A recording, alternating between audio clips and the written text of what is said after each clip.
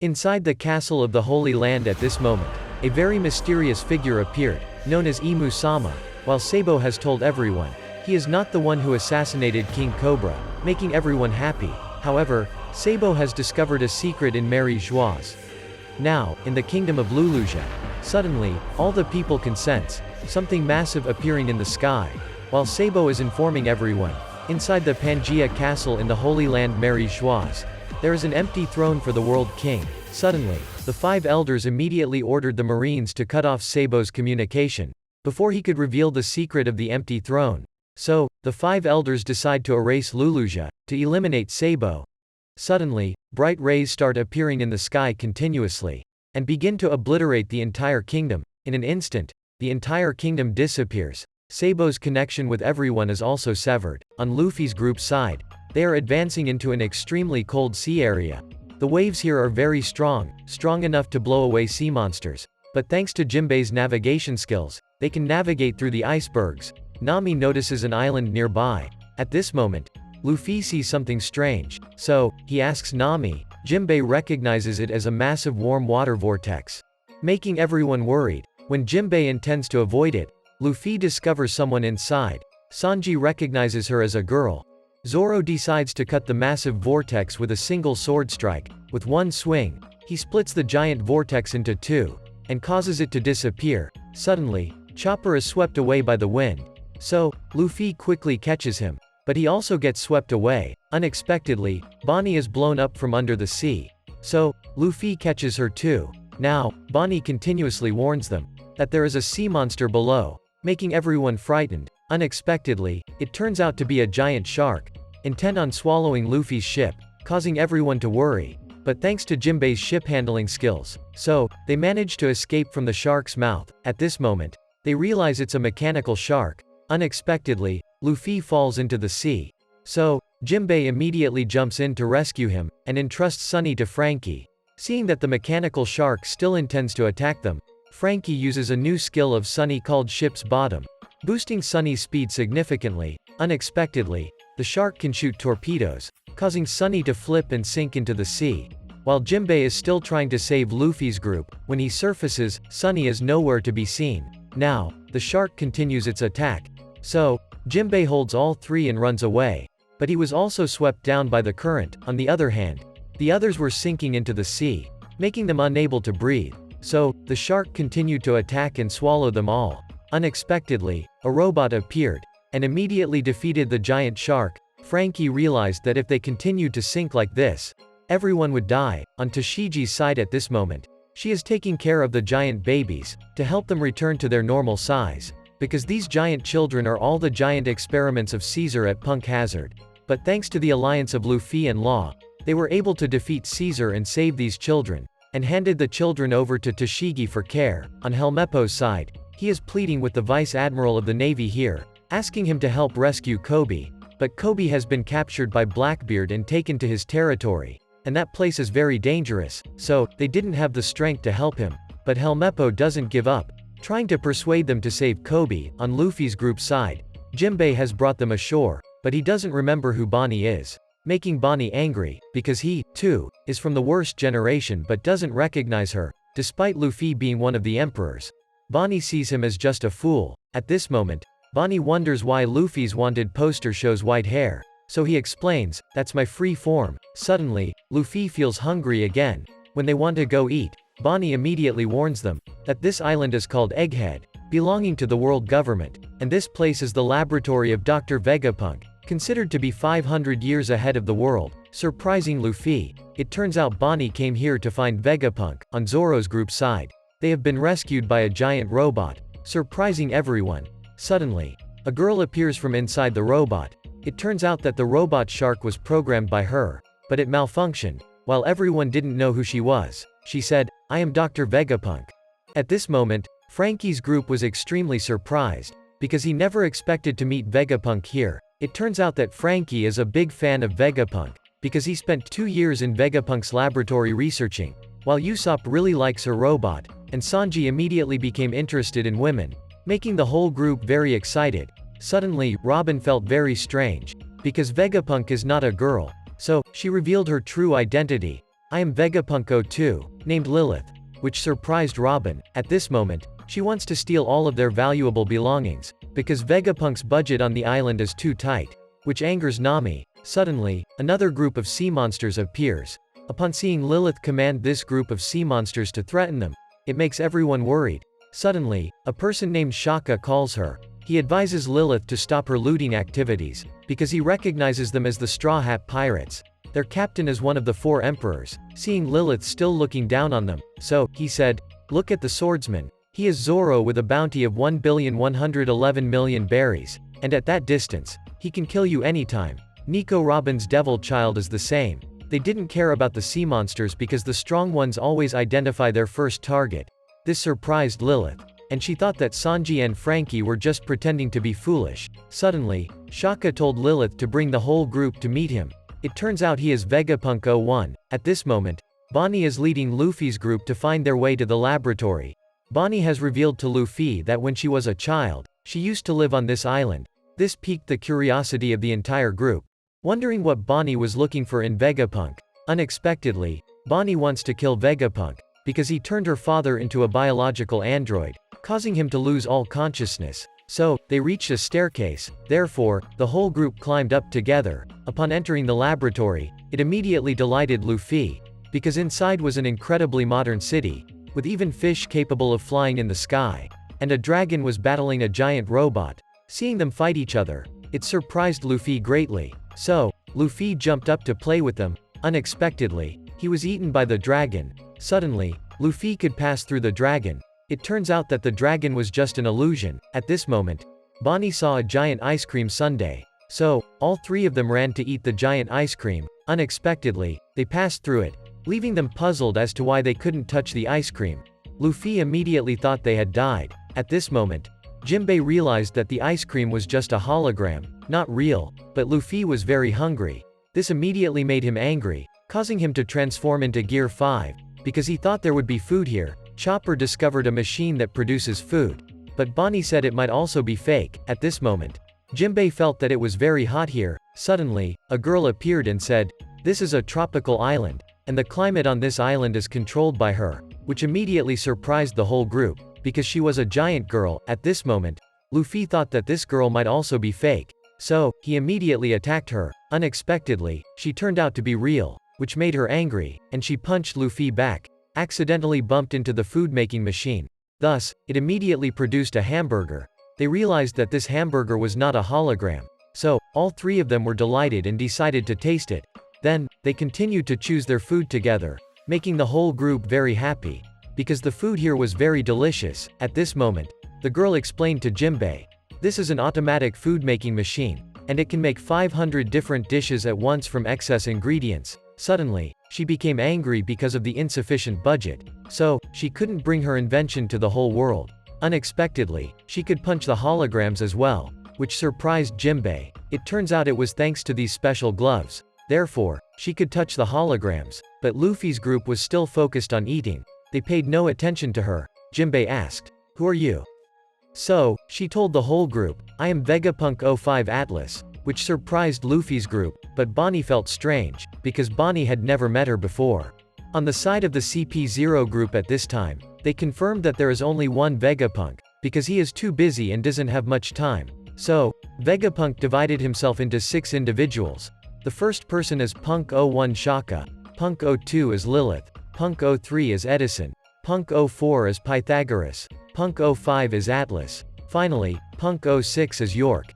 And all of them are Vegapunk, which made Lucci not understand why he divided himself like that. Unexpectedly, Seraphim Kuma is also here. It turns out that their mission is to eliminate all of the Vegapunks. Despite that, they still don't understand why the world government ordered the extermination of Vegapunk, because he is a genius scientist. At this moment, Jinbei is very surprised, because Vegapunk is actually a giant child. Meanwhile, Luffy, Bonnie, and Chopper have eaten a lot and are now full, which surprised Atlas, because they didn't expect them to eat so much. At this moment, a robot dog came to clean up the trash, which made Luffy find it very interesting. So, he immediately threw some trash for it. Unexpectedly, it bit him, because it recognized them as people who litter. Thus, it proceeded to bite the whole group. This taught them not to litter anymore. At this time, Atlas had some busy tasks to attend to, so she bid farewell to Luffy's group for now. It turns out she wants to fight the dragon for causing destruction. At this moment, they realized that there were a lot of people here, which made Jinbei curious, because when they entered, they didn't see anyone, while Luffy was exploring the research institute. So, he entered the dressing room, because he didn't understand anything.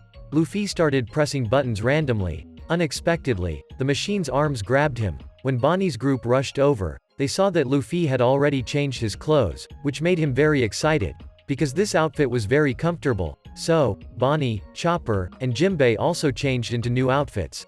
While Luffy was outside eating pizza, waiting, then, at last, they all stepped out, making them feel very comfortable, because these outfits can keep them warm and adjust the temperature. At this moment, Bonnie decided to part ways with Luffy's group to search for Vegapunk.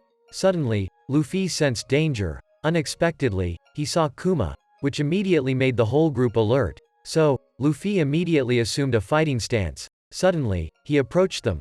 Luffy felt that the situation was not good, thus, he immediately told everyone to run. Unexpectedly, he started chasing Luffy's group, so, he identified his target and attacked them, because he believed that Luffy's group had stolen clothing. Meanwhile, Bonnie was in shock. At this moment, Luffy realized he had to fight. So, he immediately rushed forward, even though he was constantly being shot at with laser beams by him.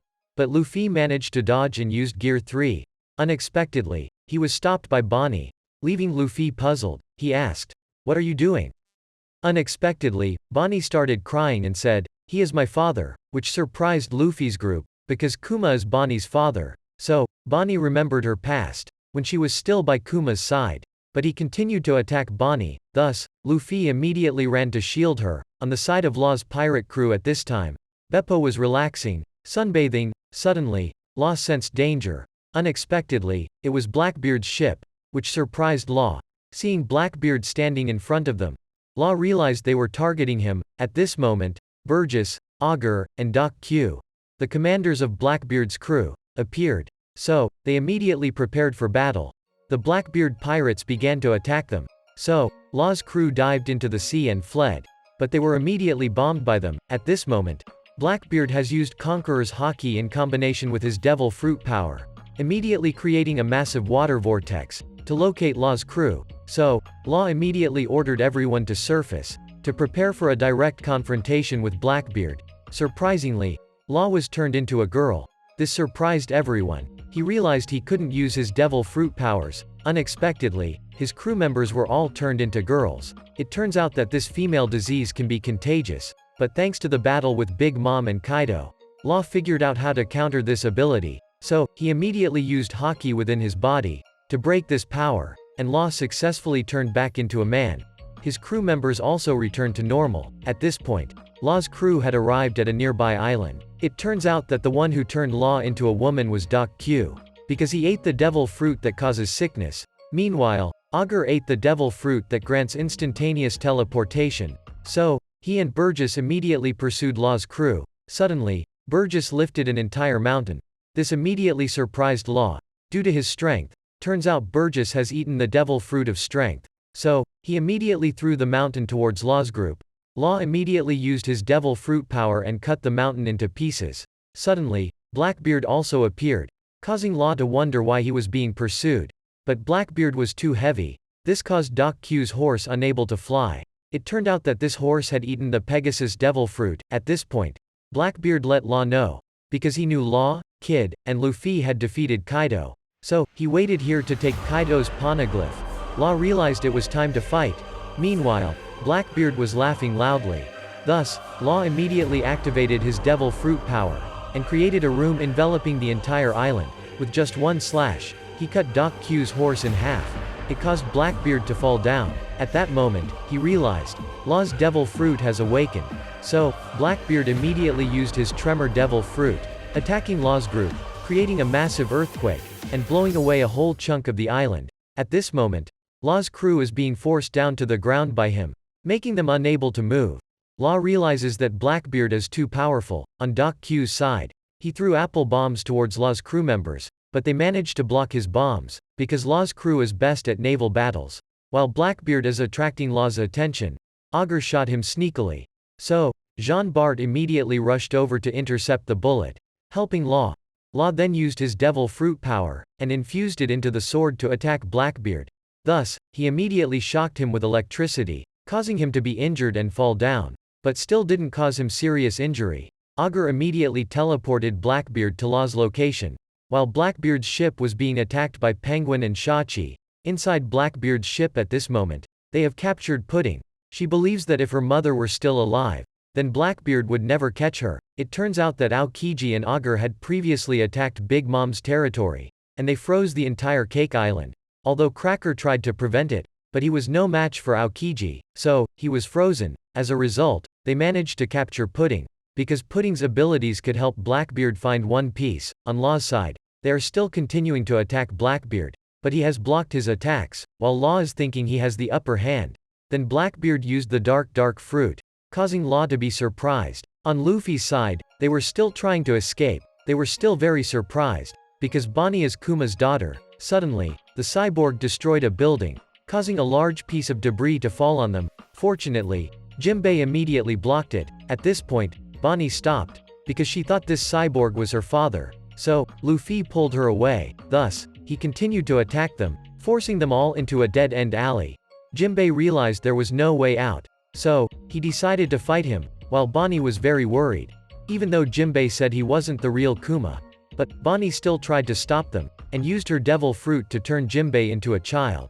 When the cyborg was about to attack him, he unexpectedly left. Meanwhile, Luffy and Chopper were turned into old men, as their appearances had been altered. So, the cyborg couldn't recognize them. When they were about to run away, suddenly, Luffy experienced back pain due to old age, and he fell through the wall. While the cyborg was still searching for them, Luffy's group found a safe room. At this point, Luffy had been turned into a 70-year-old man, making him frail and powerless. Meanwhile, Jinbei explained to Bonnie about Kuma, as he heard that Kuma was a cruel king, and was ousted by the people, which led him to become a pirate. Later, he joined the Revolutionary Army. But, Kuma was captured and turned into an experiment by Vegapunk. Eventually, Kuma became a warlord of the sea. At that moment, Bonnie found a sword of light. But, when she heard Jinbei say that her father was a tyrant, she immediately attacked them, and said, "My father is not a tyrant," nearly causing Luffy's group to die. But, he was surprised to find out it was a sword of light.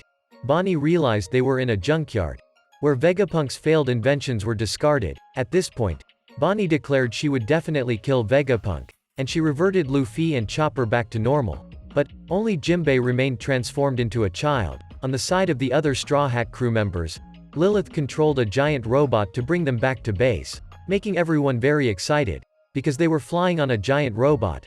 Lilith explained that the robot was equipped with anti-gravity devices, and additional thrusters at the back, so, it could fly. That made Frankie very excited. At this moment, they had entered the city, which surprised Usopp, because it was very modern. However, Lilith took them straight to an island above. She said that on the cloud is the research center called Labophase, while below was the construction site, where many workers and research staff lived. So, they were taken to the research center, which delighted Frankie. Meanwhile, Zoro and Brook decided to stay on the ship, because Zoro didn't trust Lilith. But, Nami's group found the clouds in this place amazing. Lilith explained that they controlled the emissions on the island, and turned it into a cloud island and cloud sea, to make it resemble the sky island of Skypiea.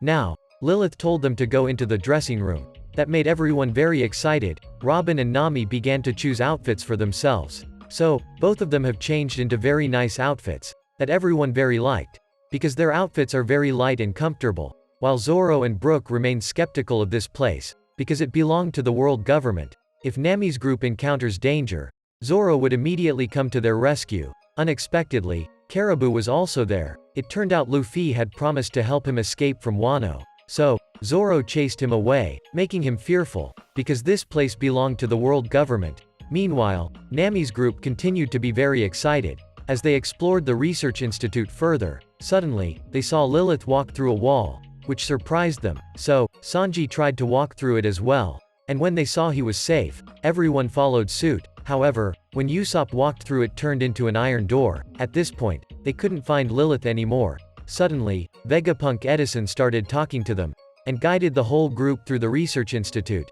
Nami thought there might be treasure here. Thus, they arrived at a room with many doors. Edison opened one of the doors, which surprised the entire group, because it was Jimbei. So, everyone thought he was Jimbei's son. Unexpectedly, he stood up and prepared to attack them. Meanwhile, Vegapunk Shaka was having a conversation with Dragon. Vegapunk said, "I'm about to die," but Dragon thought he was joking. At this moment, Seraphim Jimbei attacked Nami's group, so Usopp realized they had been deceived. That's why they easily entered here. Nami recognized that the person standing in front of them was not Jimbei. Thus, they decided to fight him. Suddenly, he revealed the ability to swim, and Frankie recognized that this ability belonged to Senor, a subordinate of Doflamingo. So, he immediately grabbed Nami, making the whole group worried, and starting to dislike Vegapunk. Sanji was furious. So, he immediately kicked him with a powerful blow, because he dared to attack Nami. At this point, Robin was also angry. So, she used her devil fruit power, created a giant body and attacked him. But, he managed to block her consecutive attacks, and immediately rushed towards Robin. So, Usopp promptly shot him. He thought he had hit his target. Unexpectedly, Seraphim Jimbei disappeared. Then, he appeared behind Usopp and grabbed him. Frankie immediately used his laser beam to save Usopp. Vegapunk 03 recognized its strength. But, he didn't have time to warn Seraphim Jimbei to avoid it. He turned out to be Vegapunk Edison. Surprisingly, Seraphim Jimbei managed to avoid it. They realized this copy of Jimbei was very powerful. Unlike ordinary pacifistas, at this point, Lilith was furious with Edison, because the price of Seraphim was very high, and he used it as an experiment with the Straw Hat group, but both still wanted to continue fighting them, while Vegapunk 04 was collecting their combat data to improve Seraphim. Seeing Seraphim acquiring new skills made him very happy. So, they continued to have Seraphim fight against Nami's group. On Vegapunk 06's side named York just woke up. Feeling hungry, she immediately ate the cake, while the other Vegapunks are working. Then they were immediately filled with energy. Turns out all of Vegapunks is interconnected. York took charge of eating, to power other Vegapunks. Suddenly, all the Vegapunk members experienced stomachache. After York finished using the restroom, they all felt better. So, they resumed their work. It turned out York's task was solely to eat, defecate, and sleep. At this point, Shaka made a phone call to them, and announced the next plan. While Sanji's group was still under attack by Seraphim Jimbei, suddenly, Shaka appeared. He immediately seized control of the clothes they were wearing, rendering the entire group unable to move. As Seraphim Jimbei prepared to attack them, Shaka ordered him to stop. Shaka stated that the experiment was over, which angered Lilith's group, because they were having a great time, while Sanji's group didn't know who this person was. So, he introduced himself, "I am Vegapunk Shaka," and he explained that the shoes they were wearing were controlled by magnets, so, they couldn't resist anymore. Robin realized they had been captured. At this moment, everyone noticed there were many Vegapunks here. On Luffy's side, they are searching to see, in this garbage dump, is there any invention that can be used? While Shaka asked everyone, "Do you see this island resembling the island of the future?" Which made Frankie excited, saying that this is indeed the island of the future, because all the technology here is amazing. But, Shaka replied to them, "This is the past," which surprised Frankie. Shaka explained that Egghead belonged to a civilization from 900 years ago. At this moment, Luffy found something great, which made Chopper excited. It turned out to be a giant robot. Bonnie and Jimbei were also surprised. They couldn't believe that this robot could move before. The Nami's group doesn't understand. Why was there a modern city like this 900 years ago? Although Shaka said it was just a hypothesis, but there is a giant robot in the garbage dump that proves this hypothesis. Robin immediately recognized that giant robot was created from the Void Century. Shaka said that because Robin's hometown, Ohara, knows too much about these secrets, so they were destroyed by the world government. It turns out the Void Century was a conflict between an advanced nation and the 12 kingdoms. Finally, that country was defeated. Afterward, the world government was established to prevent anyone from inheriting the will of that great kingdom. They even erased that nation from history. When Shaka said those who know these secrets will be erased, this immediately frightened them, because he had revealed this secret to them in its entirety. Vegapunk appeared to be very interested in this secret. Seeing Vegapunk's keen interest in this secret, Robin didn't know which side he was on. It turns out, he discovered all these secrets himself. If he were to speak out, he would also be annihilated by the world government. Robin asked, "How do you know this secret?" Because all the secrets on Ohara Island were erased, and only Robin survived. So, she is constantly being pursued by the world government. It turns out that after Ohara was destroyed, Vegapunk came to that island, because Professor Clover was his friend. When Professor Clover was young, he was always researching the Void Century, and he traveled around the world to search for documents about it. He even got captured by the Navy many times. Eventually, he became the most famous archaeologist in the world, and returned to Ohara, turned this island into the center of archaeology. But, the world government took notice of it, and ordered the Navy to attack this island. Thanks to that, Professor Clover became even more certain. With his understanding of the poneglyph stones, he knew that the Great Kingdom was a highly developed nation, and it had immense power. So, all information about it was concealed by the world government. He realized that ancient weapons were their main threat. Thus, they immediately attacked Professor Clover, because he knew too much about the Great Kingdom. Even they destroyed the entire island of Ohara, to conceal all the secrets about the Void Century. When Vegapunk arrived, this island had already been completely destroyed by fire. But, he discovered deep inside the island, there were many books hidden in a pond. It turns out that before they die, they tried to throw those books into the pond, to protect this heritage for the future. This made Vegapunk unable to hold back tears when he saw this. Thus, Robin remembered her mother. Before she died, she tried to protect Robin, so she could continue to safeguard history as mankind's treasure. Her mother said, "Live on, Robin," which made Robin burst into tears. At this point, Nami's group was very angry, because Shaka mentioned Robin's painful past. So, Robin told Shaka, his speculation about the existence of the Great Kingdom was correct. It turns out Vegapunk wasn't the one holding those books, but on that day, he met Dragon. On Luffy's side, they were still inspecting the ancient machine, but no matter how hard they looked, they couldn't figure out how to start it. Seeing Luffy and Chopper just fooling around, Bonnie didn't understand what they were trying to do. At this point, Luffy searched everywhere but couldn't find the cockpit, which disappointed him. They think this robot is controlled by voice. Thus, they kept shouting out different names. Bonnie thought they were just fooling around. Surprisingly, the robot reacted. But, they saw someone trapped inside the machine. It turned out to be an old man. So, Luffy immediately pulled him out. At that moment, he asked, "You're Dragon's child, aren't you?" Suddenly, Bonnie got angry and realized he was Vegapunk. Seeing him able to fly, Luffy was excited. So, Luffy and Chopper also tried to flip the switch, and they immediately flew up into the sky. It turned out he was Dr. Vegapunk, the greatest mind in the world.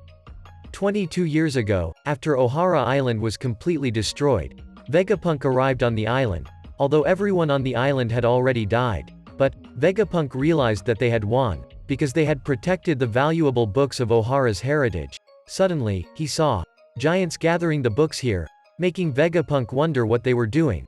Seeing them taking away these valuable books, made Vegapunk worried. Suddenly, Dragon appeared. At this time, he was only 33 years old. Turns out they were friends.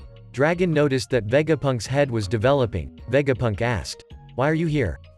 Turns out Dragon came to visit Professor Clover, making both of them feel regretful for him, because he was a great person. But, Dragon also didn't know what these giants were doing. Even so, he realized they weren't stealing the books, they were giants from Elbaf. And their captain is a mysterious figure, wounded all over. At this point, Dragon blamed Vegapunk, because he had been working for the world government. But, he refused to join Dragon's freedom fighters. Vegapunk believed that, even though the freedom fighters would have the added strength and intellect of him, he still couldn't help them defeat the world government, because Dragon's freedom fighters were too poor. But Vegapunk said, "There will still be people in the Marines who will listen to you."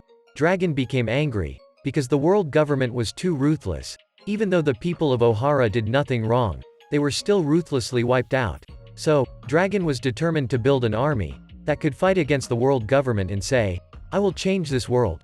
Then Dragon collaborated with Ivankov and Kuma, to establish a revolutionary army that would shake the world. After hearing Vegapunk and Shaka tell the whole story, it surprised Nami's group. Frankie realized that Kuma was actually a very good person, because he had once saved Luffy's crew. Shaka told them, Vegapunk once went to Elbaf to meet the leader of the giant tribe, and he read all the books there, so, all the knowledge of Ohara is in his head. At this moment, Robin realized that the leader of the giant tribe was Saul, which made her very happy, because Saul is still alive. Suddenly, their shoes moved on their own. Shaka said, "I have something to show you." On Luffy's side, he was still very excited, because he could fly. Chopper remained curious about Vegapunk, while Bonnie asked, "What happened to your head?" Vegapunk replied, I cut it off. It turns out Vegapunk's head had previously grown so large that it was as tall as a giant. Chopper asked, why can he still live? It turns out he had eaten the brain fruit, allowing his brain to store unlimited knowledge, and it became the largest brain in the world. So Luffy asked, having your brain cut, are you stupid? Turns out the apple on his head is an antenna, and Punk Records Island is his brain storage facility, so it can connect with him wherever he is. At this point, he explained, the girl Atlas they had encountered, it's one of his 6 copies on this island. Shaka is a calm person, representing good. Lilith is someone who likes to steal, representing evil. Edison is an inventor, representing thinking. Pythagoras is a curious person, representing wisdom. Atlas is a violent person, Atlas represents violence. And York is a glutton, representing greed. These 6 individuals represent the 6 personalities of Vegapunk. They are synchronized and connected, sharing experiences with each other every day. Through Punk Records, Luffy couldn't understand anything at all. Despite that, he still seemed very excited.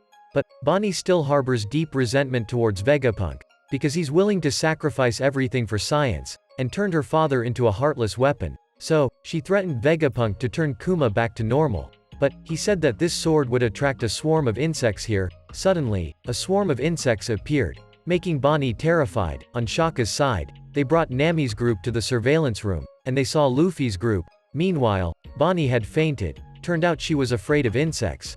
Vegapunk also guessed that Bonnie harbored a strong hatred towards him.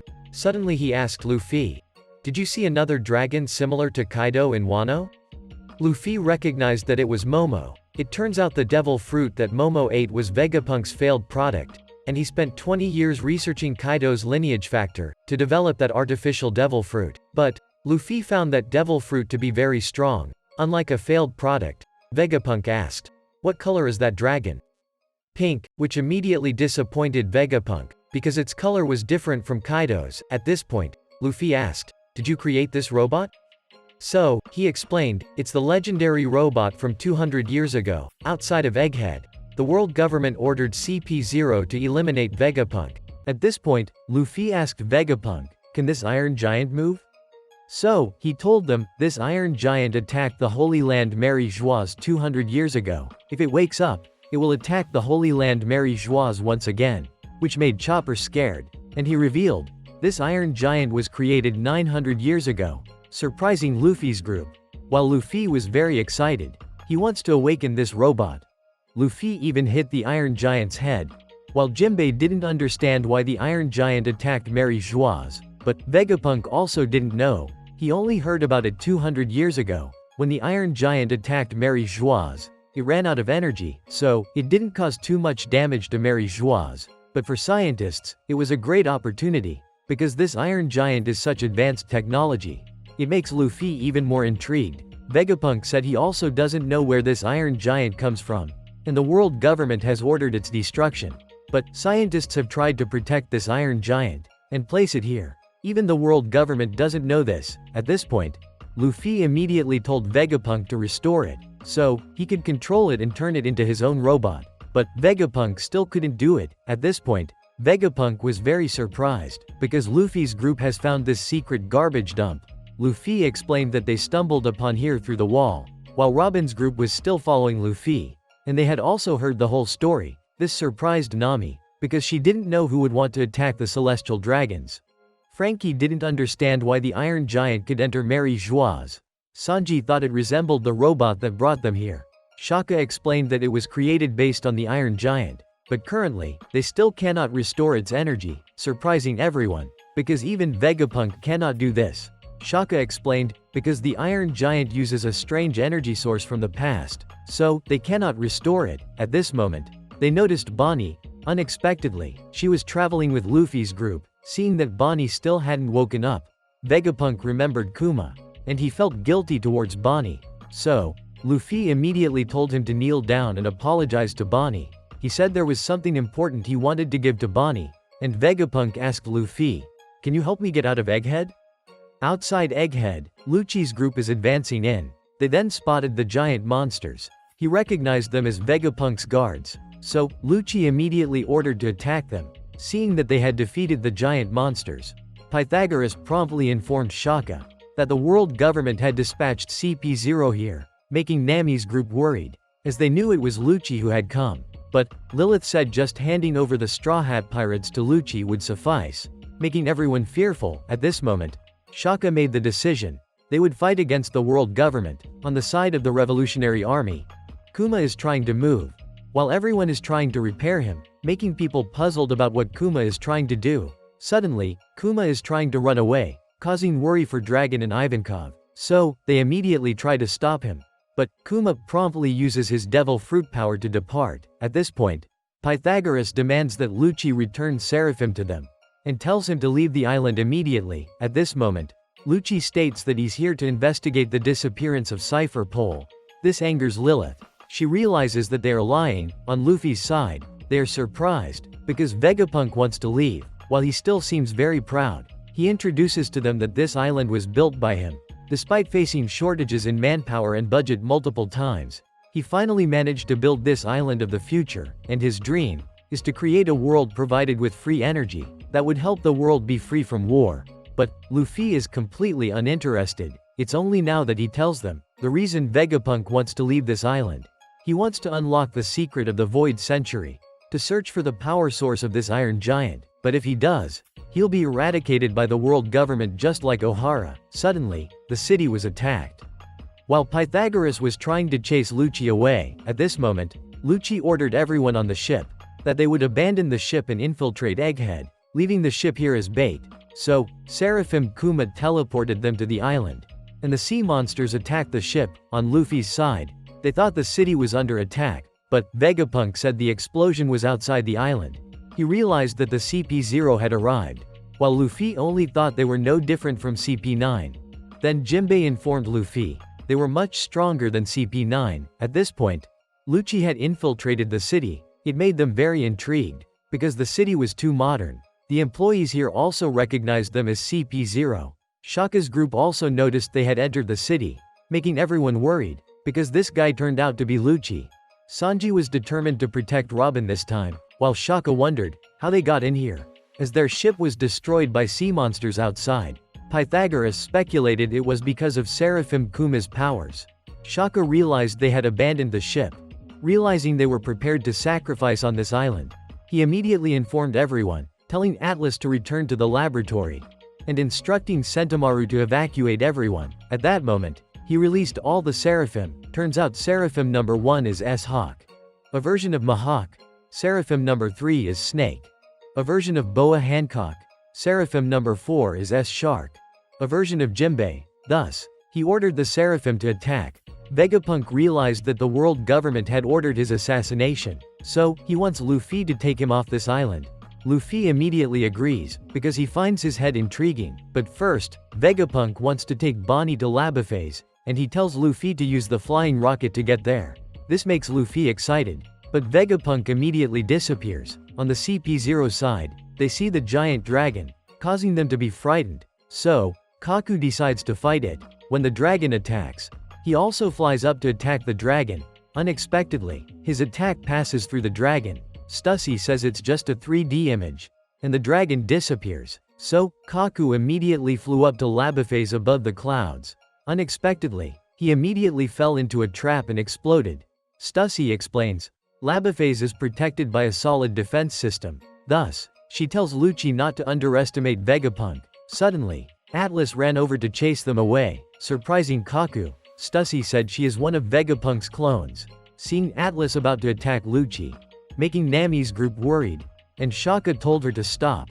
But Atlas still stubbornly refused to listen to him, surprising Lucci, because Vegapunk had such a foolish clone. So, he released his devil fruit power, deciding to fight Atlas. When Atlas attacked, he managed to dodge, and immediately used Rokuogan to attack her. With just one blow, he defeated Atlas, causing her head to explode. At this moment, Shaka warned everyone. He told them to run away, while Luffy's group was happily searching for Vegapunk's rocket. Suddenly, he saw Lucci's group, surprising them, not understanding why he came here. While Lucci was intending to catch Luffy, Kaku warned him, Luffy is now one of the 4 emperors, so they couldn't do anything foolish. Suddenly, Luffy saw a Saibot that had been defeated. As he ran closer, He only then realized it was Atlas, and earlier, she had provided them with food, seeing Atlas heavily injured. So, Luffy asked, "Did you do this to her?"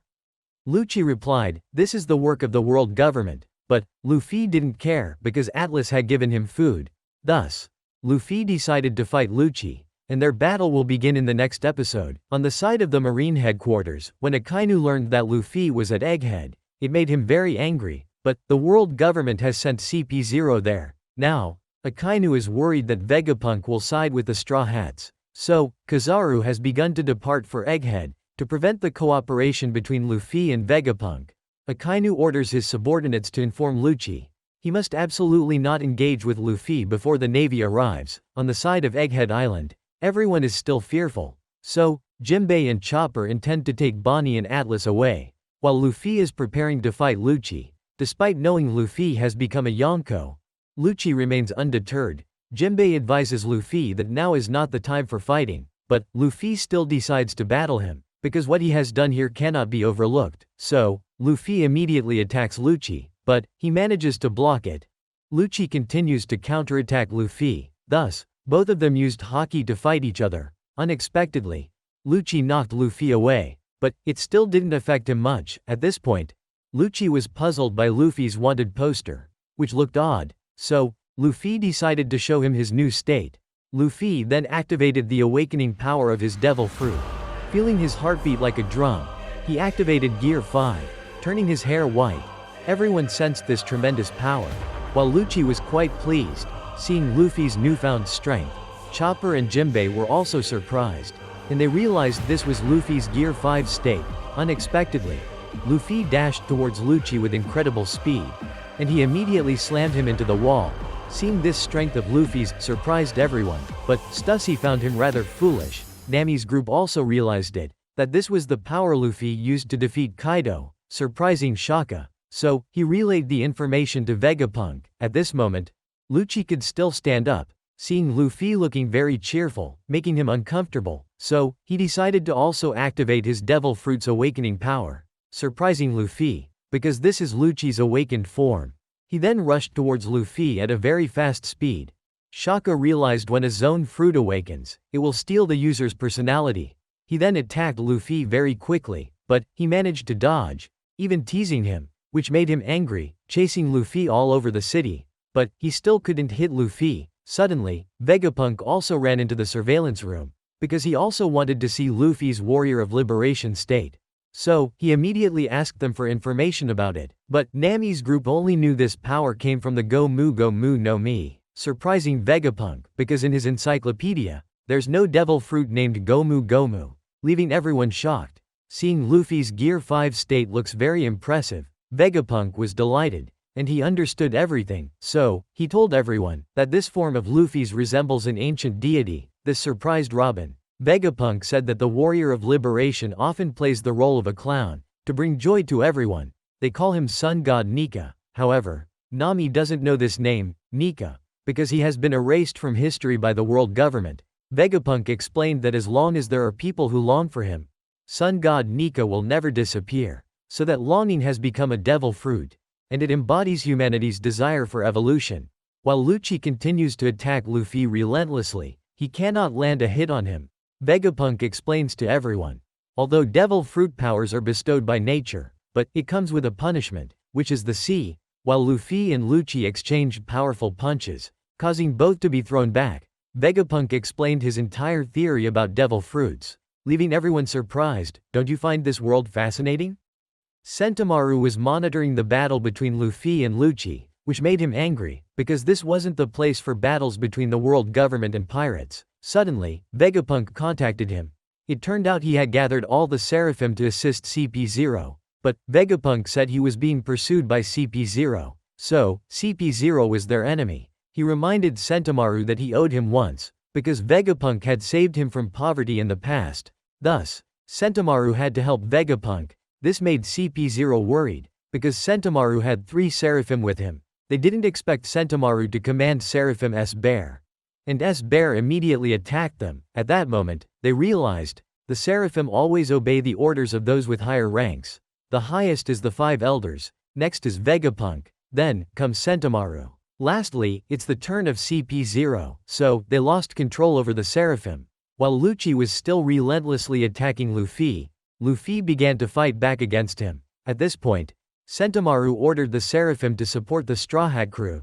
Jinbei realized they were representatives of the former 7 warlords of the sea. On Luffy's side, he was enjoying the fight with Lucci. He kept attacking him relentlessly, and Luffy delivered a powerful blow to Lucci, sending him flying into a building. Seeing Sentomaru, Luffy immediately went to talk to him. Sentomaru asked, "Are you planning to help Vegapunk leave here, right?" He asked, "So, it's easy." Suddenly, Lucci stood up again, and he immediately attacked Sentomaru by surprise, making him fall. It turns out he wants to regain control of the Seraphim. At this moment, Sentomaru collapsed, making Luffy feel guilty, because talking to him distracted Sentomaru. But Sentomaru said, "Don't underestimate me." It turns out that Sentomaru had seen Lucci before that, but he moved too fast, so he couldn't counterattack him. At this moment, Lucci saw that Sentomaru had not been completely defeated. Suddenly, Luffy rushed to attack Lucci. However, he caught him, and he sent Luffy flying into the sky. While Seraphim was still attacking members of CP0, so he decided he had to quickly deal with Sentomaru. Fortunately, Luffy managed to return in time. Thus, he immediately unleashed a very powerful blow. He struck Lucci straight into the wall. Jinbei and Chopper were trying to get Bonnie and Atlas out, but Luffy was being spun around, so he couldn't stop. Unexpectedly, he ended up crashing straight to the ground. While everyone in the city was fearful, Seraphim's Hawk swiftly defeated the CP0 troops. They realized Seraphim was too strong. Continuing to fight would put them at a significant disadvantage. On Vegapunk's side, he saw Sentomaru wounded, causing him great concern. Franky saw Shark's swimming ability, so he immediately asked Vegapunk, because this devil fruit ability belongs to Senor Pink. Franky's memories from the battle with Doflamingo came to mind, thus, he thought Senor Pink had died, but Vegapunk said he was still imprisoned and impelled down. Franky realized Vegapunk could replicate devil fruit abilities.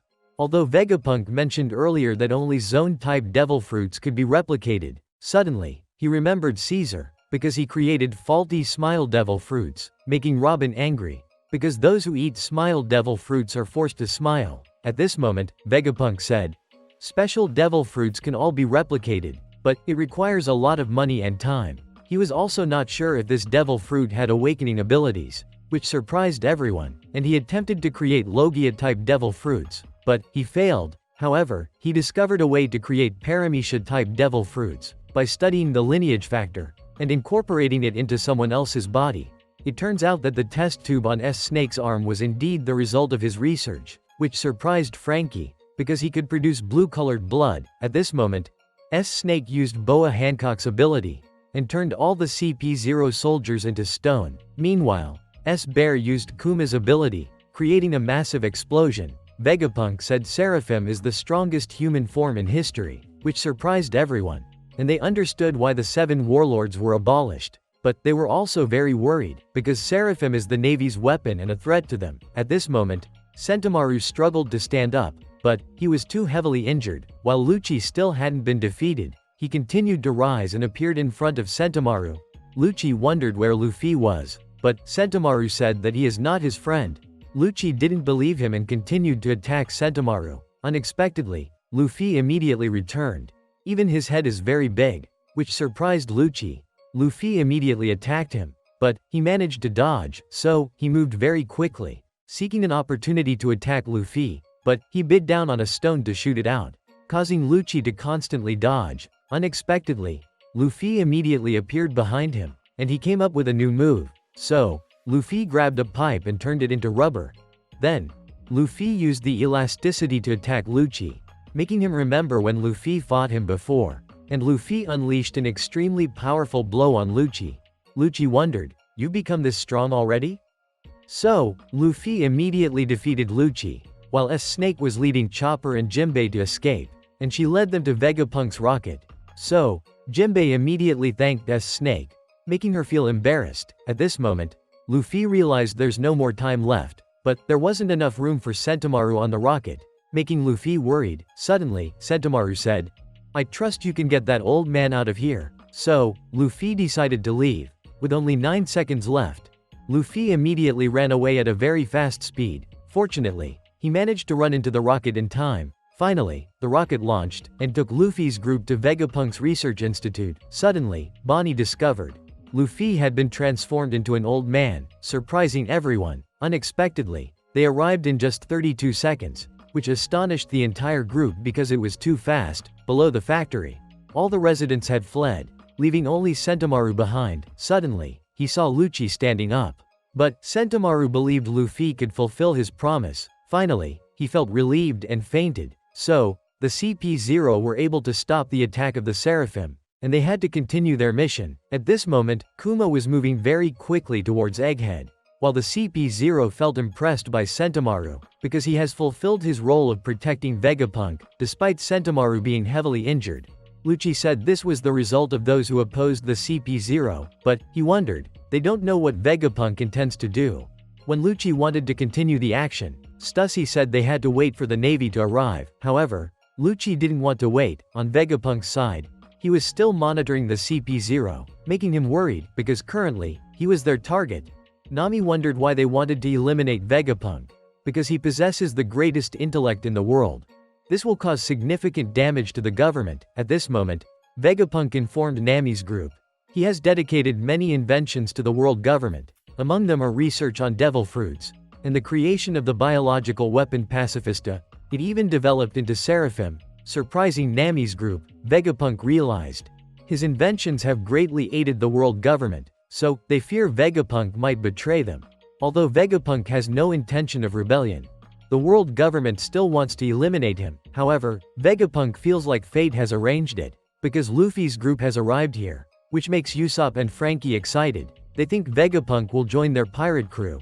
But, Nami disagrees, because that way they will continue to be targeted by CP0.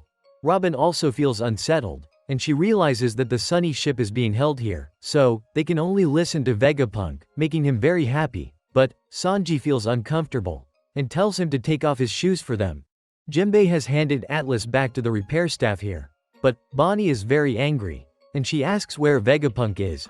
While Luffy finds this place very interesting, Bonnie wants to go find Vegapunk, because she wants him to restore her father to his former self. So, Bonnie immediately runs off to find Vegapunk, and Luffy's group follows her. On the CP0's side, they have regained control of the Seraphim, helping them regain the advantage. But, Lucci realizes they've only defeated a copy of Vegapunk, thus, they still have 6 Vegapunks to deal with. Kaku says Vegapunk's defense system is very difficult to overcome. So, Lucci immediately orders the destruction of all ships on the island, to prevent anyone from escaping. On Kuma's side, he has flown to Red Port, where the world government manages. Unexpectedly, he crashed straight into the large gate, but Kuma couldn't pass through and fell down, causing his body to be heavily injured. At this moment, the people here also recognize him as Kuma, making them surprised, not knowing why Kuma is here, because they heard he was captured by the celestial dragons as a slave.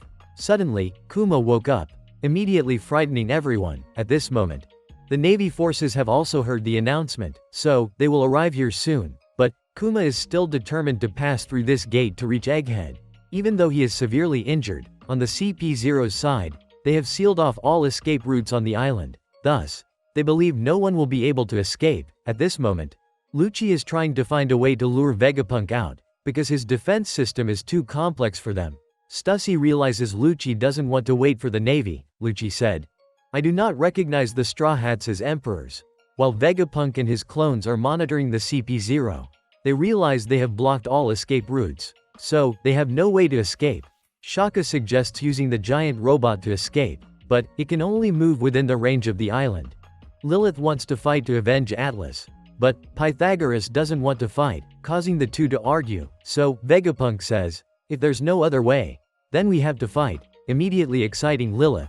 Shaka warns Lilith they should prioritize allowing Vegapunk to escape, because the mission of satellites like them is to protect the entity, so, he doesn't want Lilith to disrupt everything, making Lilith uncomfortable. On Sanji's group side, they're still waiting for Luffy to arrive, while Usopp is worried, not knowing if they will have to fight for real. Robin and Nami realize, even if they win and leave, they will still be pursued by the enemy, thus, they also don't know what to do.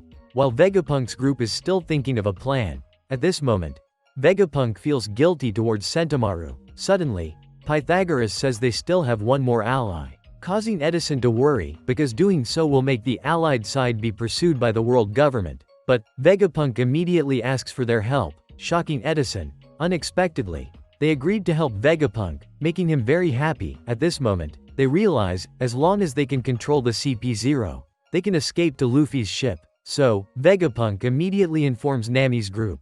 When they know there will be 7 Vegapunks boarding the ship together, making Frankie and Sanji excited.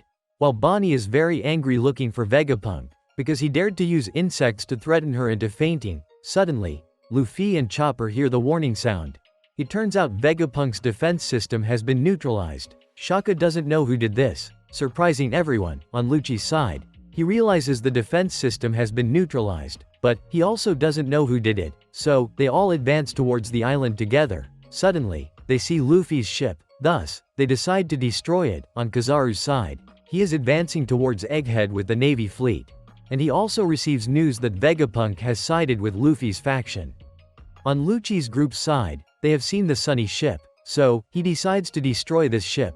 Kaku says he will deal with it with one blow, while Zoro is sleeping on the ship, and Brook is in the kitchen tidying up. Thus, Kaku immediately unleashes a very powerful blow at Sunny, but Zoro immediately wakes up, and he counters his attack, surprising them. Zoro says, "Who dares to disturb my sleep?" Brook realizes they are CP0. Kaku becomes angry when he sees Zoro. Zoro remembers he had defeated him at Eni's lobby. At this moment, Kaku decides to deal with Zoro, but Zoro says, "Who dares to destroy this ship? Then, I will cut him down." On Pythagoras' side, he has reactivated the defense system, but he realizes that CP0 has managed to get inside. Shaka sees them confronting Zoro, making Shaka worried, because they want to destroy the Sunny ship, while Zoro is fighting Kaku. Pythagoras suggests calling someone to help Zoro. Suddenly, Lilith feels very excited, because she wants to fight CP0. On Luffy's side, they are searching for Bonnie, because they have lost track of her. Suddenly, Luffy sees Nami's group, making them very happy. At this moment, Sanji says they already know everything. Luffy fighting CP0, and also agreeing to let Vegapunk board the ship. Nami says they need to quickly get Vegapunk out of here, making Luffy disappointed, because he hasn't explored the entire island yet. But, Nami says CP0 is still searching for them. Suddenly, Luffy remembers Bonnie and tells them. Bonnie wants to kill Vegapunk, shocking everyone, but they discover that Vegapunk is also missing, making Nami worried. On Vegapunk's side, he is being pursued by Bonnie, making him afraid. While Bonnie is very angry, Vegapunk tells her to listen to what he has to say. But, Bonnie continues to attack Vegapunk, because she wants Vegapunk to restore her father back to normal. However, Vegapunk says he can't do it, making Bonnie even more angry. She is determined to kill Vegapunk. So, Bonnie knocked Vegapunk down to the basement, seeing Bonnie very resentful of herself, making Vegapunk worried, and Vegapunk remembered when he used to save Bonnie, then, his experiment was successful. Thus, he sees this as the first great step towards world peace. At this moment, Bonnie pretended to fall and transformed back into a child, seeing Bonnie crying, making Vegapunk worried, and trying to treat Bonnie's injuries, but Bonnie immediately reverted back to normal. Turns out she just wanted to lure Vegapunk closer to her, so she continued to attack Vegapunk, and Bonnie used the power of her devil fruit, turning Vegapunk into a child. At this point, Bonnie asked Vegapunk why he did that to her father, but Vegapunk didn't want to speak, because saying it would hurt Bonnie's feelings, and he also made a promise to Kuma. On Kuma's side,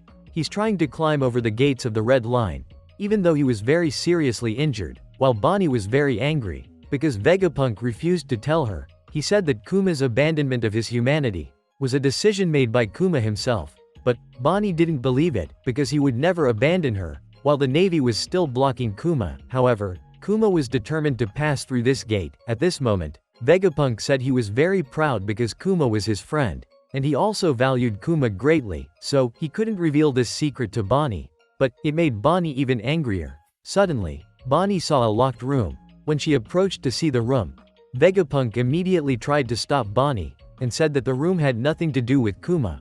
But, Bonnie felt this room was related to her father, so she broke the lock, and opened the door to the room. When Bonnie stepped inside, It immediately surprised her, because this place held Kuma's memories. On another side, Kid's pirate crew arrived at a strange sea area. Suddenly, they spotted an island. So, Kid decided to advance towards that island. Suddenly, Killer realized that this island was the homeland of the giant tribe. On Garp's side, they were planning to advance towards the territory of the four emperors, causing great concern among his subordinates, because he hadn't informed the Navy headquarters about this. Meanwhile, Helmeppo was worried about Kobe, as he had been captured by Blackbeard. Suddenly, Garp called Helmeppo outside. It turned out he wanted to lead them to the base of Blackbeard to rescue Kobe.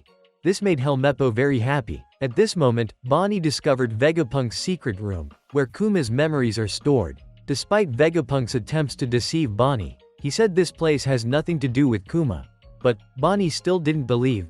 Vegapunk remembered when he was researching Kuma's paw. He realized that the human soul exists, because when humans die, they lose 0.74 ounces of weight. So, he thought that was the weight of the soul, but Kuma didn't understand anything. Vegapunk explained that this is similar to Kuma's power, because it can transfer the pain from one person to another. So, he thought Kuma's power could also affect memories. He was excited to study it. Now, Vegapunk tried to stop Bonnie, because it would make her feel very lonely. It might even kill her. But Bonnie still stepped forward. Vegapunk remembered Kuma had once refused, because he felt ashamed to let others see his memories. But Vegapunk still tried to persuade Kuma. On Zoro's side, he was still fighting Kaku.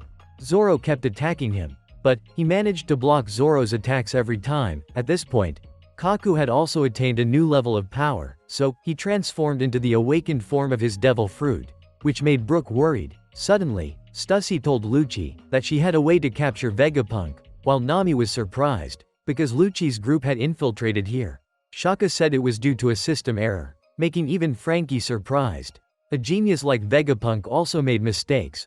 Robin and Jimbei also found dealing with CP0 not easy. Suddenly, Stussy called Seraphim over, while Usopp was still confident that Zoro would win. But when he saw Seraphim fully assembled, it made him worried, because the enemy side had up to 7 people, while Zoro's side only had 2 people. But Lucci didn't understand why Stussy called Seraphim over, because they might lose control of Seraphim once again. At this moment, Shaka realized Seraphim coming here will be an advantage for them, making Nami's group confused. So, Shaka explained, the control authority of Seraphim by the Vegapunks is higher than CP0's.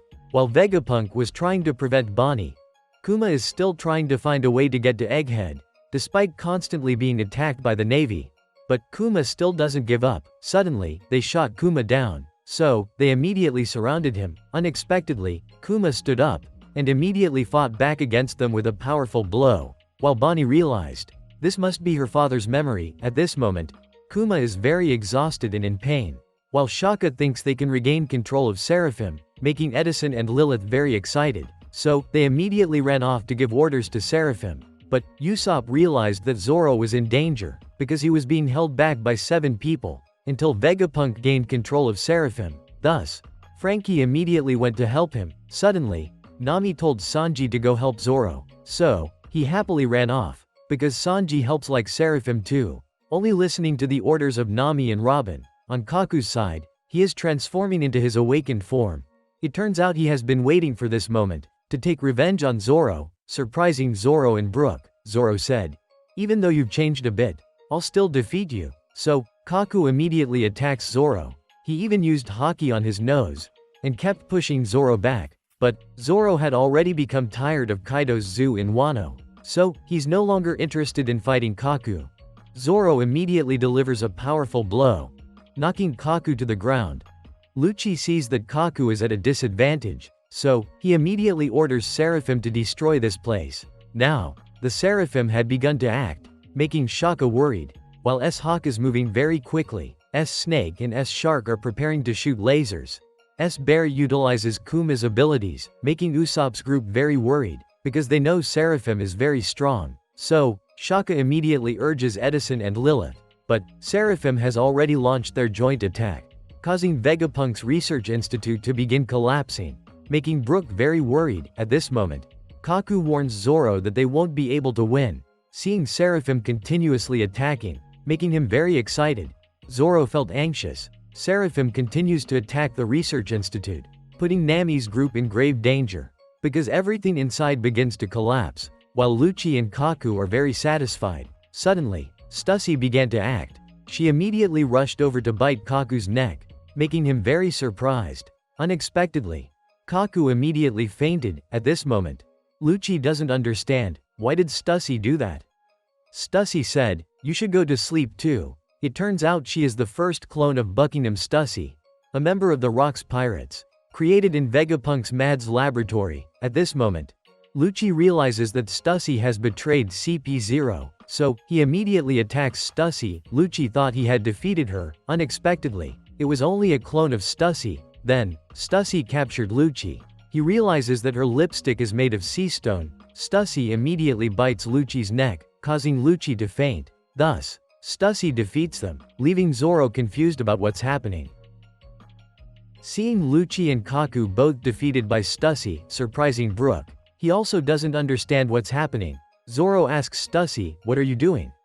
Stussy tells Zoro, "You don't need to worry." It turns out she knows all the information about the Straw Hat Pirates. Zoro thinks internally that there might be conflict within their group, but Stussy says she has her own agenda. However, she won't harm them. While Zoro remains very cautious of Stussy, because she betrayed her own teammates. Suddenly, Stussy informs Shaka that the mission is complete. Lilith and Edison think she doesn't need to show up, surprising Usopp's group, because they don't know what's happening. Seeing Stussy is very dangerous, making them worried about Zoro and Brook. At this point, Robin asks her who she is, so Shaka tells them, even though it's been 20 years, but Stussy is their ally, surprising Usopp's group, because Vegapunk has planted spies in the world government. Suddenly, Stussy announces, she cannot stop Seraphim, because her authority is equal to Lucci's. She cannot override his orders. While the Seraphim continue to attack the research institute, Edison and Lilith try to run as fast as possible to stop them. At this moment, Zoro and Brook also try to find a way to stop the Seraphim. They realize that Seraphim are all similar to the 7 warlords of the sea. Zoro pays the most attention to S-Hawk. He keeps attacking the research institute, making Nami's group worried. While Lilith is very angry, she just got outside, so she immediately orders Seraphim to stop. Unexpectedly, S-Hawk still attacks Lilith, surprising her, but Lilith doesn't react in time. Luckily, Zoro managed to stop S-Hawk, and Zoro immediately ran to attack him. S-Hawk realizes that Zoro is very strong. At this moment, Zoro realizes that S-Hawk is conscious, so he asks, "Who are you?" Meanwhile, Lilith is trembling in fear and crying, because heaven has rejected her. Edison also tries to give orders to Seraphim. Suddenly, they attack him, creating an explosion that makes Lilith fall down. Luckily, Frankie managed to save her, while Lilith worries about Edison. But, Sanji also managed to save him, making Lilith very relieved. Suddenly, the Seraphim started to stop fighting, so Zoro also sheathed his sword back into the scabbard. At this point, they are still wondering who these Seraphim are. Thus, Lilith explains, they are warriors she is very proud of, and now the Seraphim won't attack them anymore, because her authority to give orders is higher than CP0's. Sanji immediately teases Zoro, because he doesn't understand anything, so both of them start fighting, and Frankie tells Brook about it. Now, their task is to help Vegapunk leave this island. While Nami's group is also relieved, because Seraphim are no longer their enemies. On Stussy's side, she used Sea Stone to handcuff Kaku and Lucci, to neutralize their devil fruit abilities. At this moment, Shaka told Stussy to go with them, so she agreed, making Sanji very excited, because there will be another beautiful girl on their ship. On Luffy and Chopper's side, they are still searching for Bonnie and Vegapunk, but they couldn't find them anywhere. At this moment, in Whitebeard's homeland, Marco has returned. That makes everyone feel relieved, because Marines had previously come here. They inform Marco about it. Marines came here to seize Whitebeard's treasure, and they are no different from pirates. The kids recounted a few days ago. Marines attacked the village, and they threatened the villagers, because this village is not under the jurisdiction of the world government.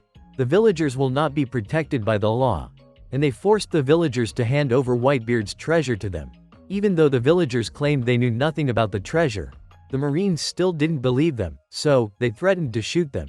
Even the Marines showed no mercy to the elderly and children. Suddenly, someone arrived and attacked the Marine commander, sending him flying into the cliff.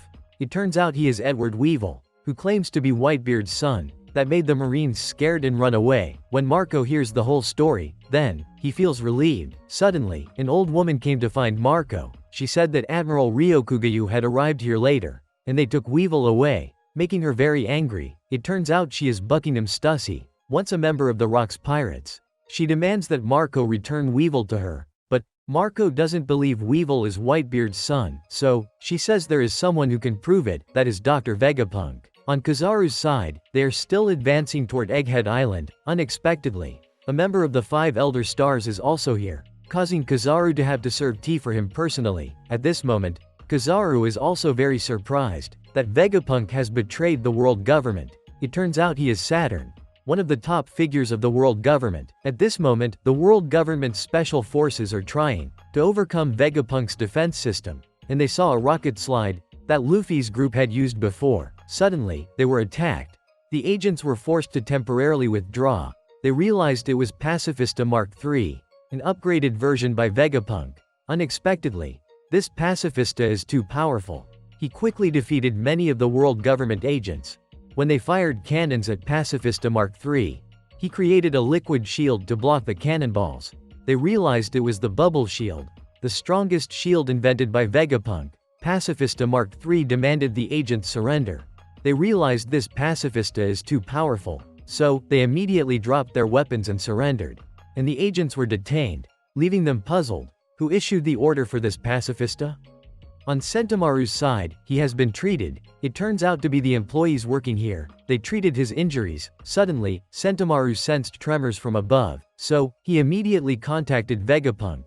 But he couldn't establish contact, and he remembered Luffy's promise to protect Vegapunk. At this moment, Sentomaru realized the Marines can still establish contact, while his own communication has been cut off. So, Sentomaru realized, now, he is also a traitor to the Marines. Thus, Sentomaru decided to order all the pacifistas to lead them to support Luffy's crew, helping Vegapunk safely leave here. But Sentomaru was still weary. On Vegapunk's side, Bonnie was kicked out of the room, and Bonnie headed towards Kuma's memories. She was sure it was her father's memory, so Bonnie tried to touch it. Suddenly, a beam of light emitted, and it brought Bonnie into Kuma's memory. Now, Bonnie saw a field. Suddenly, Bonnie heard someone crying. It turns out to be an injured boy, so Bonnie went to ask this boy. But Bonnie immediately realized this boy is actually her father, which surprised Bonnie. At this time, Usopp was very worried, because Vegapunk has disappeared.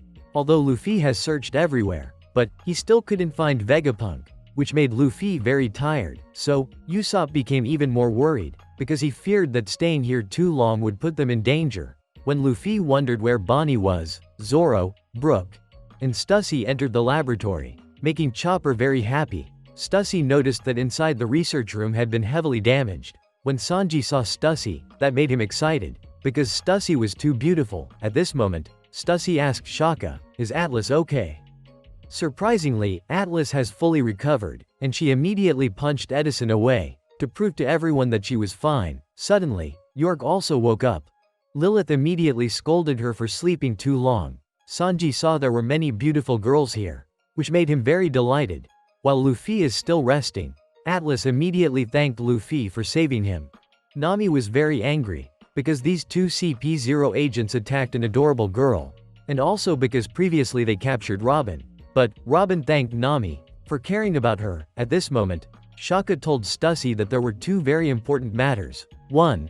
Vegapunk has disappeared. 2. They have lost control of the defense system, so now they cannot leave Labafay's research facility anymore. If they try to escape outside, they will be cooked by the laser beams. That made Usopp feel scared. Shaka said the first thing they needed to do. They needed to find Vegapunk first, then, they would try to control the defense system, during the time he waited for the camera to be restored. Shaka instructed Pythagoras to go find Vegapunk, so, Nami also decided to go look for him, because she thought she might find a treasure. Thus, Brook and Edison followed Nami. So did Stussy, Jimbei, and Sanji go look for Vegapunk. When Zoro also wanted to go search, then, he was immediately stopped by Sanji, because if they let him go, they would have to search for Zoro as well. While Usopp was afraid he would get lost, Lilith said she would lead the way for them. And she also told York to wake up. At this time, Luffy was still tired, because he had run too much. Zoro looked at Lucci and Kaku, He didn't expect to meet them here. Meanwhile, Morgans is very happy, because he had learned that the world government was assassinating Vegapunk.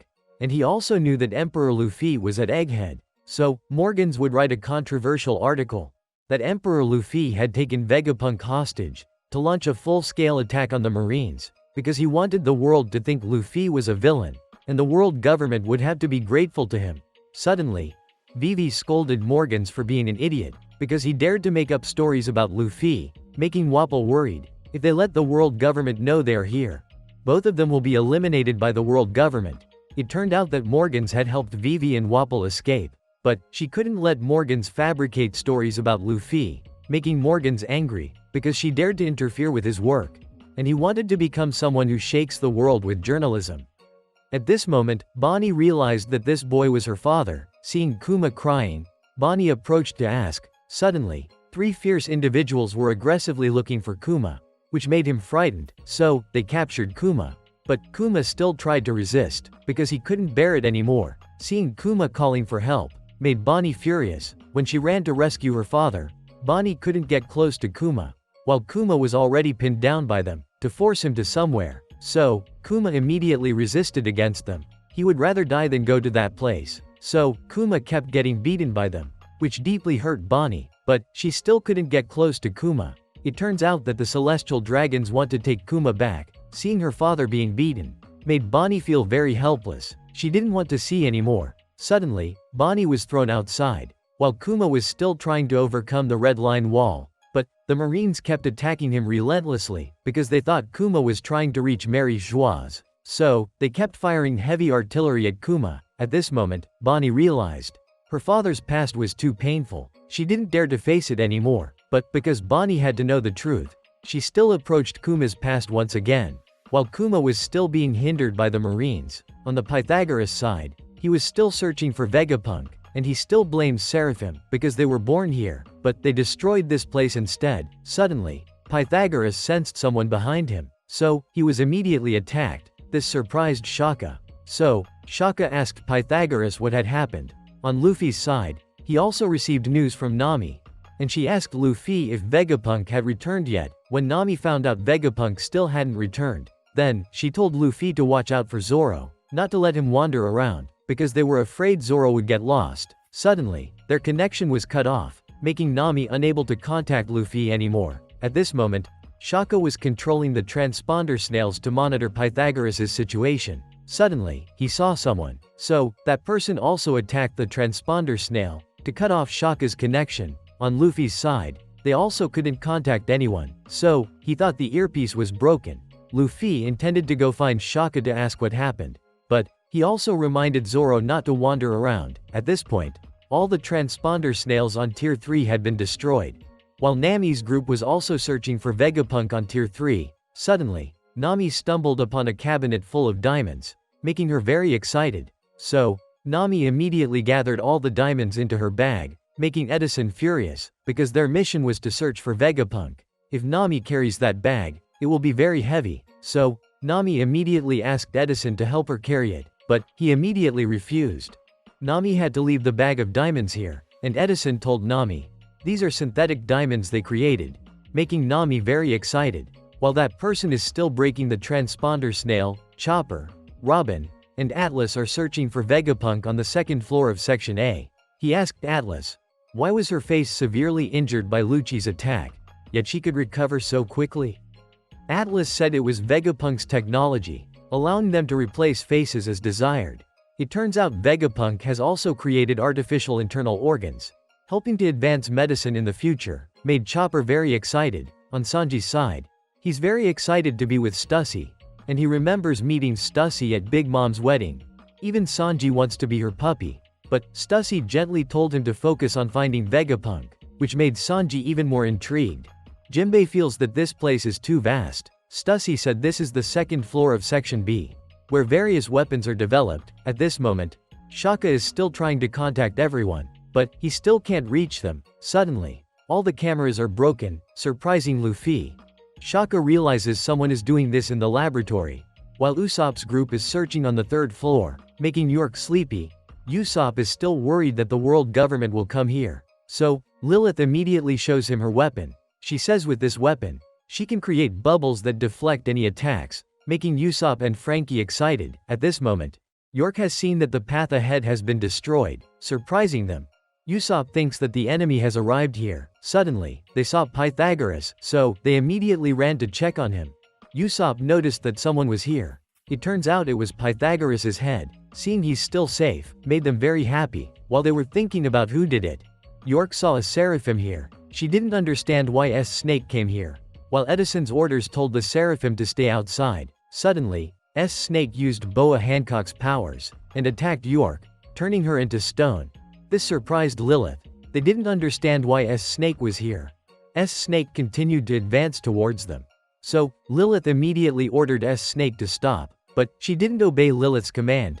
This made Lilith wonder why S Snake wasn't listening to her. Suddenly, S Snake began to attack them. They became frightened and ran away. Meanwhile, Shaka was also attacked by S Bear's laser. This surprised Zoro, so he quickly led Lucci and Kaku away. Suddenly, S Hawk appeared and attacked Zoro. Thus, Zoro immediately fought against him. At this moment, S Hawk lunged at Lucci and Kaku. Zoro quickly intervened to block S Hawk's attack. He realized that he was not the target, leaving Zoro disappointed, because he thought their target was him. At this moment, Zoro realized they were trying to eliminate Lucci and Kaku. So, Luffy immediately came to help Zoro. Shaka didn't understand why Seraphim was here, because he felt this was illogical. Luffy and Zoro realized it was time to fight, but Shaka stopped them, because he wanted to try giving orders to the Seraphim, and he asked who had given them their orders. Seeing Seraphim standing silently, Zoro thought that Shaka had managed to stop them. As soon as he sheathed his sword, S Hawk immediately resumed attacking them. So, Luffy and Zoro quickly pulled Shaka away. Meanwhile, Lilith's group was falling down. She also didn't understand who had given orders to Seraphim. Fortunately, Vegapunk's shoes helped them fly, but Usopp fell headfirst to the ground. At this moment, Lilith realized she couldn't communicate with Shaka, which made them worry, while S Snake was still looking towards them, making Frankie uncomfortable. So, he wanted to fight S Snake. But Lilith said they were not S Snake's match, because Seraphim is humanity's strongest product. So, S Snake jumped down to chase after them. On Luffy and Zoro's side, they managed to evade S Hawk's attack. Shaka felt the situation was not good, because Seraphim didn't obey his orders. Even their communication devices and defense systems were disabled, causing them to be trapped here. So, he realized someone had planned this beforehand, and his goal was to kill all of them, which surprised Luffy. At this moment, Lucci and Kaku realized they were also targets of Seraphim. So, Kaku proposed to Luffy and Zoro they would temporarily form an alliance. Lucci said, "If you untie my hands, I will be very useful to you." But they were surprised, because both Luffy and Zoro showed suspicion towards them. On the side of the world government agents, they were being held captive on the lower floor. It turns out they had been imprisoned here since 2 months ago, when they were conducting a mission to investigate Egghead, and they were attacked by sea monsters. So, they thought it was Vegapunk's doing. But Vegapunk was also imprisoned here. Therefore, the one who captured them is someone else. At this point, Vegapunk began to suspect that the world government itself was behind this, and they had obtained all the information about Egghead. On the side of the marine battleship, they were still advancing towards Egghead Island. Sentomaru realized that Egghead's fate would be similar to Ohara's, so he immediately ordered everyone to leave this island, which surprised everyone. They didn't understand what was happening. Thus, Sentomaru told them, Ohara was destroyed from this world, because they dared to oppose the world government, even killing all the people on the island. Only Robin survived. Now, the world government wants to destroy Egghead, because their goal is to kill Vegapunk. So, Sentomaru hopes that Luffy will protect Vegapunk, while Luffy and Zoro still suspect Lucci and Kaku, because he doesn't trust them. But Kaku said after they solve this together, then they will voluntarily let Zoro tie them up. Surprisingly, Luffy believed them, making Zoro furious, because he knew they were lying to them. Suddenly, S-Hawk continued attacking them. So, Luffy and Zoro quickly dodged. Zoro noticed that S-Hawk's leg had turned into a sword, like Mr. One's Devil Fruit ability. This surprised him, because the Seraphim group is very strong. Now, Luffy asked Zoro, "Have you seen that ability before?" So, Zoro explained to Luffy, "It's the Devil Fruit ability of Mr. One," allowing him to use full-body bladed human. Zoro didn't understand why S-Hawk had this ability, therefore, He will be very difficult to deal with. Suddenly, S-Hawk continued to attack Lucci and Kaku. So, Luffy and Zoro had to protect them. But, S-Hawk was very fast. He continuously transformed his body into a sword to attack Zoro. However, Zoro managed to block it. Suddenly, S-Hawk attacked them with a very powerful strike. So, Zoro and Luffy immediately dodged. This made Luffy furious and he attacked him.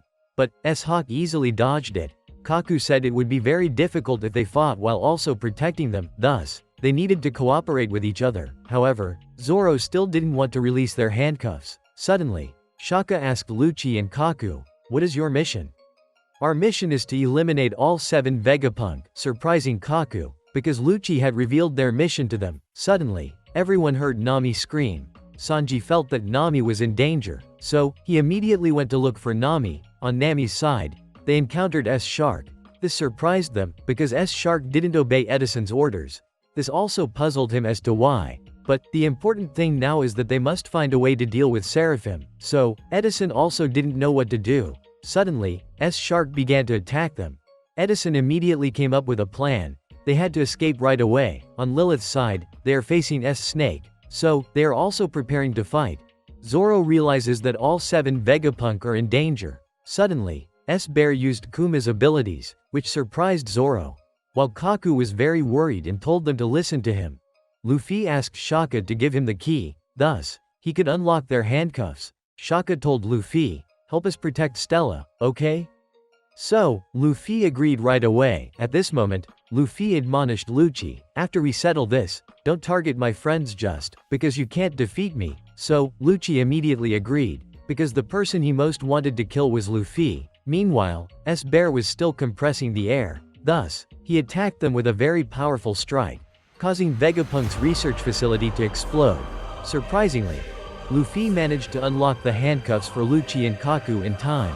So, Luffy immediately used Gear 4. Luffy and Lucci decided to team up to fight S-Bear, while Zoro and Kaku teamed up to fight S-Hawk. They immediately attacked him together, causing S-Hawk to get hit. On Lucci and Luffy's side, they immediately attacked S-Bear with their strongest attacks.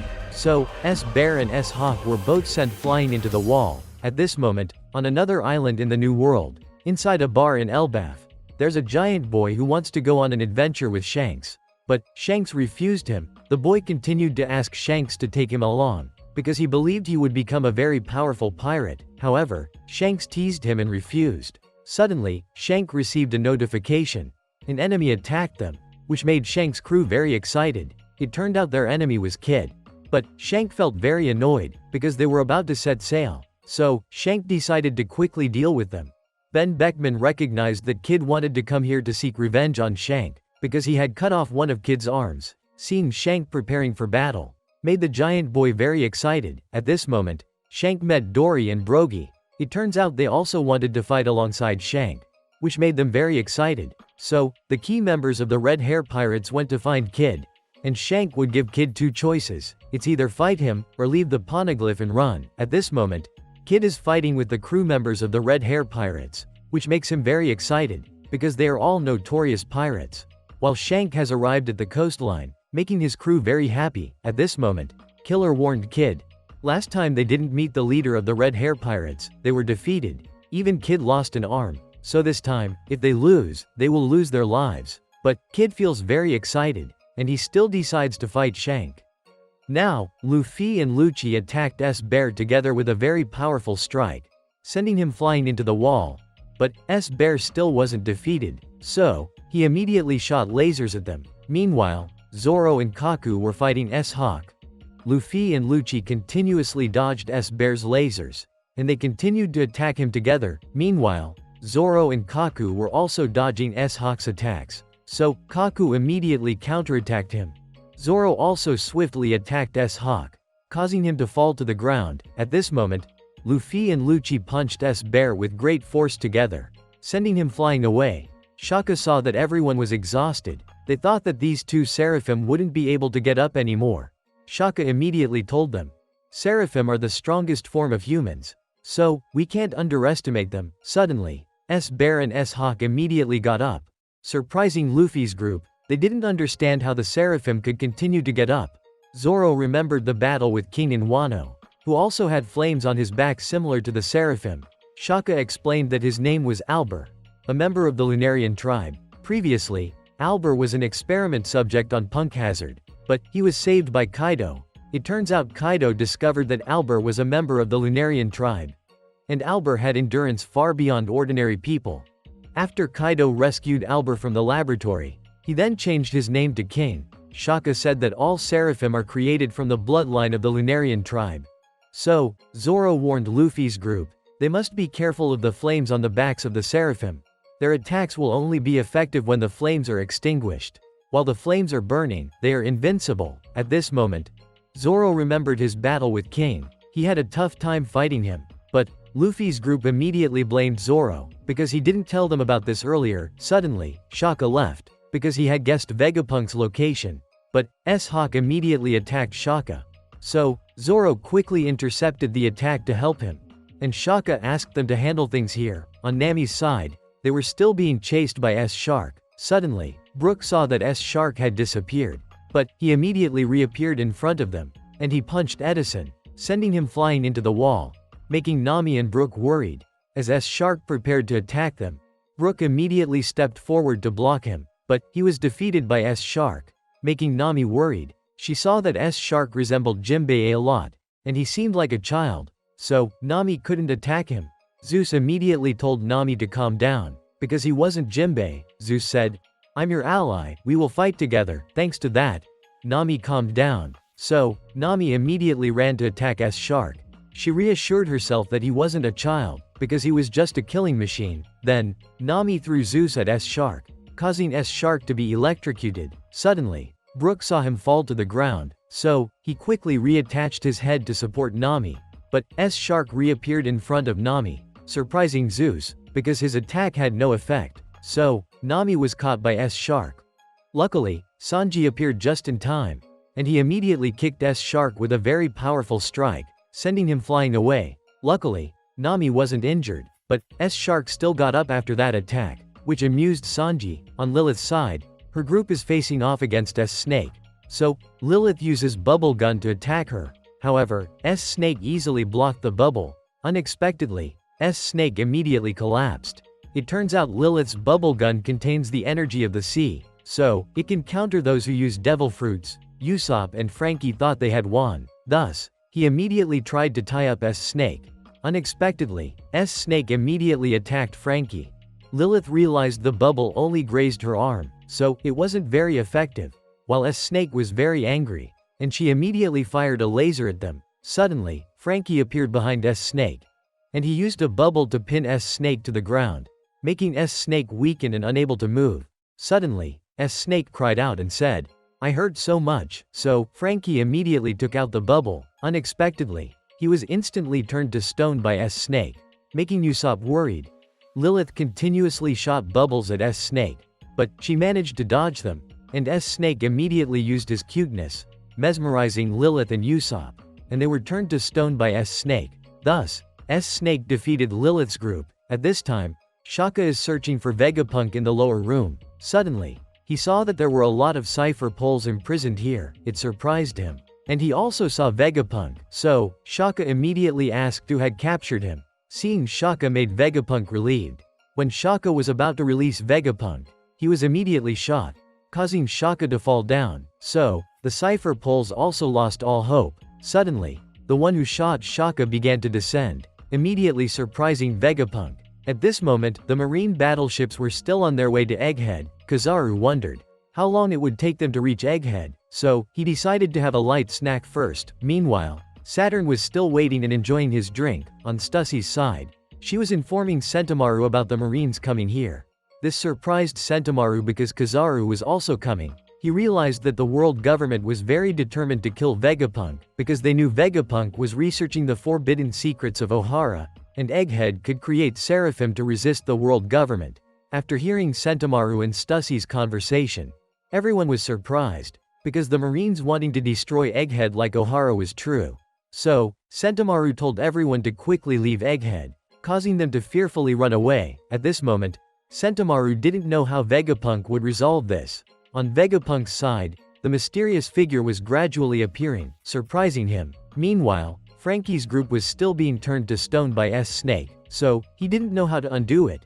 But Frankie could still move half of his body. Suddenly, S Snake saw Pythagoras, which made him worried. So, S Snake approached Pythagoras, and she immediately shattered him into pieces. This made Frankie furious, but he couldn't break free to save Pythagoras. On Chopper and Robin's side, they realized the Seraphim were causing chaos, because they heard an explosion nearby. Robin didn't know if there was anyone else here who could command the Seraphim. While Chopper was worrying about Nami, Robin said Sanji went to help her, so he didn't need to be too concerned. And they needed to quickly find Vegapunk. Atlas suddenly remembered there was a secret room that had been locked, thus, they decided they would go there to check it out. On Sanji's side, he was facing off against S-Shark to rescue Nami, because he wouldn't allow anyone to harm Nami. Meanwhile, Nami was worrying about Edison. So, Brook immediately used his devil fruit power to go search for Vegapunk. Suddenly, S-Shark dove into the ground and disappeared. He immediately tried to sneak attack Nami, but Sanji managed to intercept his punch, even using his face to block the blow. On Zoro's side, he was still fighting against S-Hawk. But S-Hawk was very strong. He kept countering Zoro's attacks. Meanwhile, Luffy used his fiery punch technique to attack S-Bear, causing the research room to shake. But they realized they still hadn't defeated these two Seraphim, because they needed to extinguish the flames on their backs first. Suddenly, Luffy realized S-Hawk had disappeared. Lucci said S-Hawk had changed targets, and Lucci speculated that the one commanding the Seraphim had prioritized killing the weaker ones first. That's the mindset of cold-blooded individuals like them. So, Zoro decided to chase after S-Hawk. Luffy immediately asked Kaku to support him, making Kaku angry. Suddenly, S-Bear continued to attack them. Thus, Luffy kicked him away, because he is his opponent. Lucci immediately told Luffy he couldn't fight him without a plan. But, Luffy kept attacking S-Bear relentlessly. Unexpectedly, S-Bear continued to stand up, surprising Luffy. On Bonnie's side, she is in great pain, because she has seen Kuma's past. At this moment, Vegapunk is in shock, because he has seen who captured him. The time goes back 3 months ago in Mary Joieuse. At this moment, someone has informed the world government that Vegapunk is researching the Void Century. So, the world government sent Cypher Pole agents here, but they didn't find any evidence from Vegapunk. When the Cypher Pole agents left, then, they were attacked by sea monsters, causing their ship to sink into the sea, and the Cypher Pole agents disappeared. So, the elders immediately gathered. They thought Vegapunk was investigating the Void Century, showing that he intends to betray the world government. The elders immediately decided to kill Vegapunk, and they sent CP0 to Egghead first. Even one of the elders, Saint Saturn, also went to Egghead, and he entrusted Admiral Kizaru with escorting him. So, the Marines prepared for a major upcoming battle. Unexpectedly, Luffy's pirate crew, the Straw Hat Pirates, also arrived at Egghead. This made Akainu very angry, because Luffy continued to cause trouble for the Marines. Afterwards, Luffy fought against CP0 to save Egghead. CP0 even became allies with Luffy. This news shocked the entire world. At this moment, the mysterious figure was still aiming a gun at Vegapunk, surprising him, and he opened Vegapunk's cage. It turns out his betrayer was York. Suddenly, York said, "I will become a celestial dragon," surprising Vegapunk. He didn't understand why York wanted to become part of that despicable group. However, York laughed at him and said, "We are all Vegapunk, but Vegapunk only needs one person." It turns out, a few hours ago, York secretly gathered the Seraphim together, and she told them that the world government wants to destroy both Vegapunk and her. This made her angry, so she wants the Seraphim to help her with this task. And she locked down the defense system of this laboratory. York ordered the Seraphim to kill everyone here.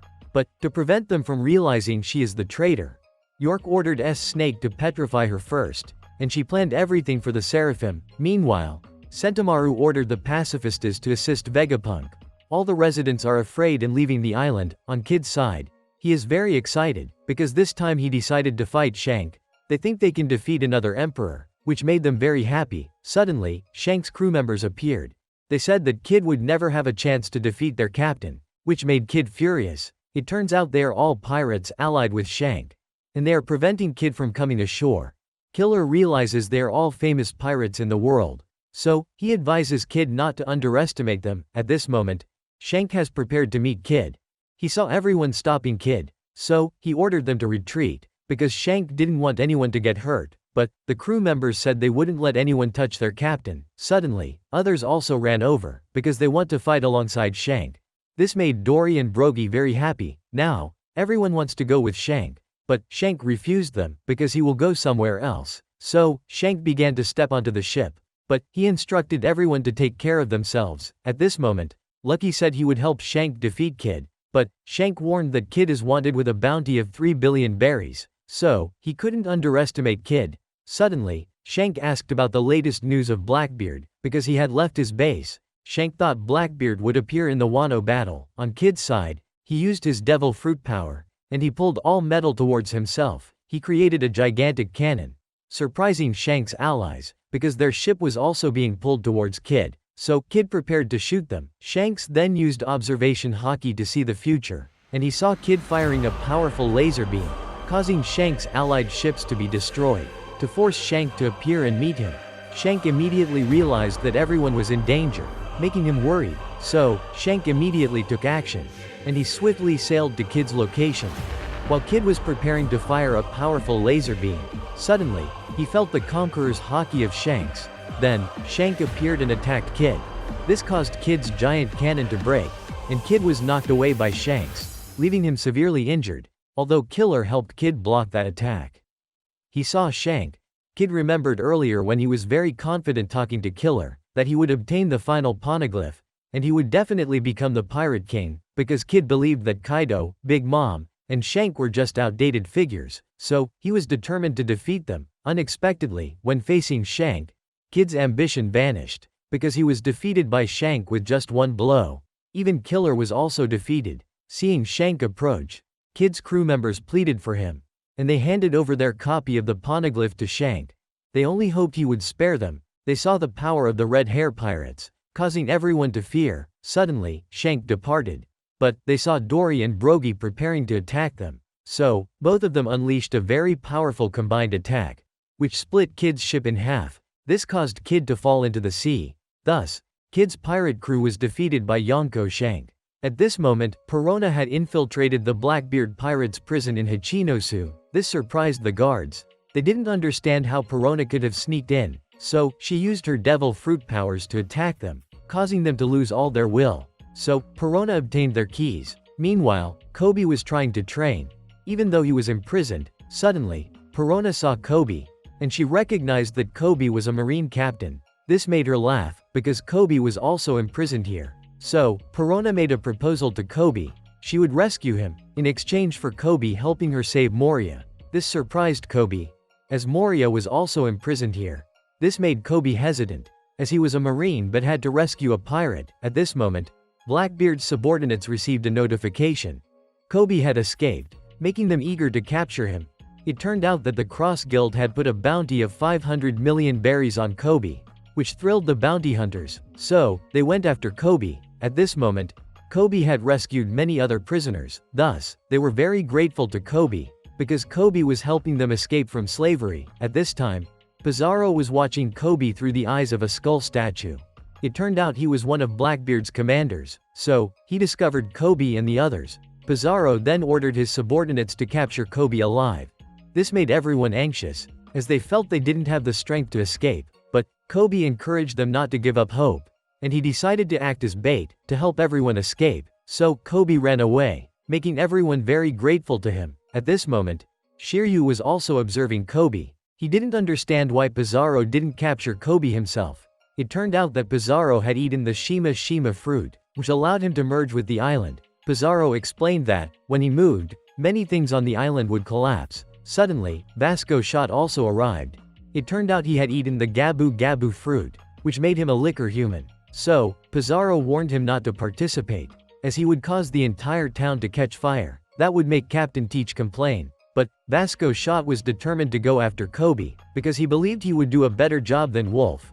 It turned out Wolf had eaten the huge fruit, which made him a gigantification human. At this moment, Kobe was still trying to run as fast as he could, but he was spotted by a woman. This delighted her, because capturing Kobe would bring them a lot of money. Thus, they chased after Kobe, while Kobe was trying to buy time for everyone, so they could escape the island. At this moment, Kobe recalled when he was first captured by Blackbeard. Blackbeard told Kobe, "I will turn this island into an official nation." This delighted him and his subordinates, and he would name it the Blackbeard Kingdom. But Kobe said he couldn't do that, because he would turn it into a criminal kingdom. However, Blackbeard said he would use Kobe's life to negotiate with the world government. Suddenly, Kobe told him he was a member of Sword, which surprised Aokiji, but Blackbeard didn't know what Sword was. Suddenly, Aokiji told Blackbeard to forego the negotiation, because Kobe was a member of Sword. Although he was a Marine, he had abandoned Marine rules. This meant he had resigned and no longer worked directly for the Marines. Therefore, the Marines and the world government would not care about him. This delighted Blackbeard, because Kobe dared to confront him. However, Blackbeard decided not to change his plan, because even though Kobe was a member of Sword, he was still a hero. So, Blackbeard was sure the world government wouldn't be able to ignore him. At this moment, Kobe was still being chased, so he decided to go rescue Moria. Suddenly, Kobe heard Marines attacking the harbor. It turned out there were 3 Marine soldiers attacking here. Even bullets had no effect on them, which amazed the pirates. Thus, the pirates attacked these Marine soldiers. Surprisingly, his body immediately recovered. On another side, a girl was using a whip to strike the houses, causing them to move like pets. It turned out she was Kujaku, and she had eaten the whip fruit. At this moment, Kobe was surrounded by pirates, which made him worried. But outside the island, Garp and his fleet had arrived, because he was determined to rescue Kobe. While Kobe was surrounded by pirates, he didn't know how to escape, because Kobe's hands and feet were shackled, which delighted the pirates, because Kobe's bounty was very high. When they shot at him, suddenly their bullets turned into flowers. This amazed the pirates. They realized this was similar to Vegapunk's experiments, which earned him the Nobel Peace Prize. They didn't know who did this. It turned out that his teammates had come to rescue him. Kobe recognized her as Hibari. She told Kobe that it was flower bullets that made flowers bloom from gunpowder. This prevented the enemies from using their weapons. But Hibari blushed when she saw Kobe. At this moment, Marine Rear Admiral named Prince was observing everything. He realized that Kobe was safe. So, their mission had been accomplished. It turned out he was a clay human, which allowed him to create and control clay. While Prince's 3 clay puppets were holding the pirates in place, causing them to worry because these clay puppets could not be destroyed. Thus, they fell into Prince's trap. It turned out that Kujaku had controlled the houses to move close together, surrounding the pirates. At this moment, Toshigi informed Garp. Prince said that everything was ready.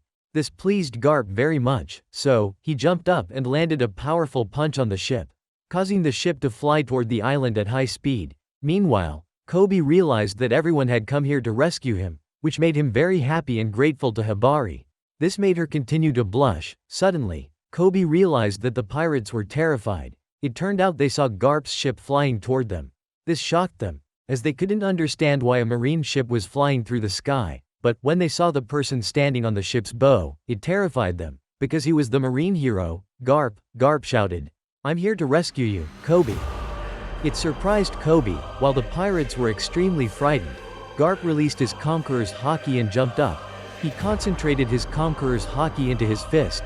Meanwhile, Kobe didn't understand why Garp came to rescue him. So, Garp said to Kobe, "Because you are the future of the Marines, and you are my beloved student."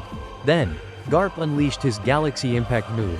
Unexpectedly, his punch created a massive explosion, destroying the entire town, causing the pirates and Kobe to be blown away. At this moment, Garp's ship was also falling. Fortunately, Prince quickly created clay to stop the ship. Thus, Garp defeated all the pirates here, leaving Kobe and Hibari astonished, because Garp had destroyed the entire town with just one punch. While the pirates still refused to give up and wanted to fight Garp, but the Marines immediately surrounded them, and they forced them to surrender. At this moment, Garp was still not satisfied with the outcome, because he had been a bit lenient, causing the pirates to be irritated, since he had destroyed the entire place. Suddenly, Garp saw Kapi, which made everyone feel relieved, because Kapi was still okay. It made Helmeppo cry, while Prince felt uncomfortable, because Garp called Kapi the future of the Marines. So, he would bring Kapi down. At this moment, everyone was very happy, because they were able to bring Kapi back home, making Kapi happy, because everyone had come to rescue him. Meanwhile, Garp didn't understand why the shackles hadn't been removed yet. Hibari said that they couldn't remove the shackles. Suddenly, Hibari was frozen, causing Garp and Kapi to be surprised. Fortunately, Kapi managed to catch her. It turned out that Aokiji had appeared, causing everyone to be surprised. So, Kapi asked Aokiji to melt the ice for Hibari. Suddenly, the pirates called Aokiji their captain. Thus, Garp realized that Aokiji wouldn't easily undo his abilities. It turned out that after the battle between Akainu and Aokiji 2 years ago, to compete for the position of Fleet Admiral, but Aokiji failed, so he decided to leave the Marines. Sometime later, Aokiji arrived at Blackbeard's territory, and he froze both the town and Blackbeard's subordinates, making him furious and search for Aokiji. At this moment, Blackbeard forced him to nullify his devil fruit power. When Blackbeard was about to attack Aokiji, he advised Blackbeard not to use his devil fruit powers, otherwise, he would shatter Blackbeard's subordinates. At this moment, Blackbeard is very angry, because Aokiji is provoking him. He immediately uses Haki and breaks the door of the bar. Blackbeard does not understand why Aokiji is here. Aokiji says that he is very bored. Blackbeard asks, "Is it Akainu who made you bored?" Everyone thinks that the two will fight each other. Unexpectedly, they start a drinking party together. This makes everyone very happy. At this moment, Blackbeard asks, "What did Akainu do to you?" So, Aokiji began to tell Blackbeard about their deadly battle. He even lost a leg due to Akainu. This surprised everyone. Although Akainu didn't lose any body parts, Aokiji had still managed to injure him all over his body. This made Blackbeard's crew very excited. At that moment, Burgess informed Aokiji that there are 4 poneglyph stones in the world, besides Kaido and Big Mom holding 2 of the poneglyph stones. The remaining 2 poneglyph stones have not yet been found, but Blackbeard knows that a man with a burn scar is holding one of the poneglyph stones. This made Aokiji very interested and show off his own burn scar. Luffy mentioned that the man is on a black ship. However, those who approach the ship are swallowed by a giant whirlpool. Luffy thinks that this is the ability of the man. Shiryu thought that he might be someone from the world government, because the world government wants to keep a piece of poneglyph to prevent pirates from obtaining the One Piece treasure. Blackbeard then asked Aokiji if he knew anything about it, but Aokiji couldn't remember seeing any poneglyph stones in Ohara. He only remembered the death of his close friend, because his friend dared to oppose the world government, and Aokiji had allowed Robin to escape. They realized they couldn't extract any useful information from Aokiji, so Luffy suggested that Blackbeard take Aokiji's devil fruit powers. Suddenly, Aokiji immediately froze the entire bar, because he had overheard their plot. This made Aokiji very angry, and he froze many members of the Blackbeard pirates, causing them to panic. Because Aokiji's powers were so strong, Shiryu and Devon felt excited. They wanted to obtain Aokiji's devil fruit. This made Aokiji even more enraged and he released his powers. But Blackbeard immediately apologized, because his teammates were too reckless. Blackbeard asked Aokiji, "Do you want to join my crew?"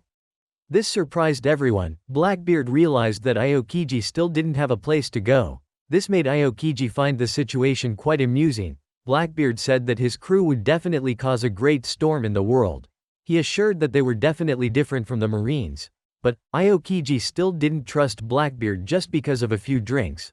Blackbeard said that the members of his crew were not close to each other, because pirates were just a group of people sharing benefits. So, he asked, "Do you need freedom?" Finally, Aokiji agreed to join Blackbeard's crew. At this moment, Aokiji was facing off against Garp. This surprised Garp. Garp told Aokiji to return Hibari to her original state, and told him to return to the Marines. But Aokiji felt that Garp was still a nuisance, so he immediately activated his devil fruit powers to prepare for a fight with Garp. Thus, Garp told Kapi to step aside. Aokiji said, "I will live the way I want." This made Garp angry, so he released his haki. Suddenly, Aokiji immediately froze Garp's legs, and he continued to freeze Garp's body. This made everyone very worried about Garp. Aokiji asked Garp, "Are you trying to kill your old disciple just to save your current one?" This made Garp amused. "Didn't I always teach you to live in the present?" Garp then broke through Aokiji's ice, surprising everyone. Aokiji continued to attack Garp, but Garp blocked all his attacks. Aokiji continuously created ice and fired it towards Garp. However, Garp broke through Aokiji's ice very quickly. Garp caught Aokiji.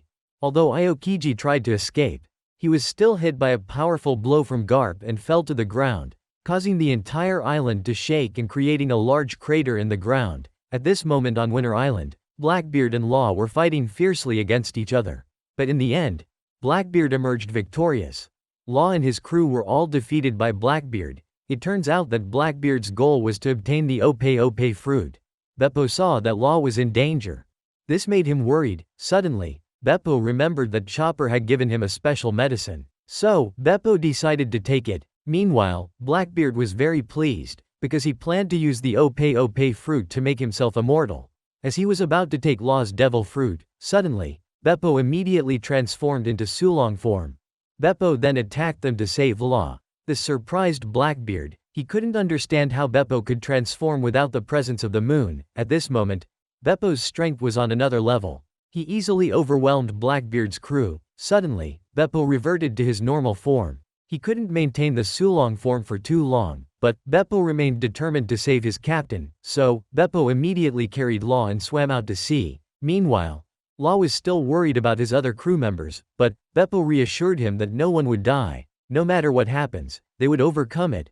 Burgess continued to throw rocks at Law and Beppo, causing them to fall into the sea. Finally, Beppo and Law managed to escape from Blackbeard. However, Blackbeard was very pleased, because Law's pirate crew had been completely defeated.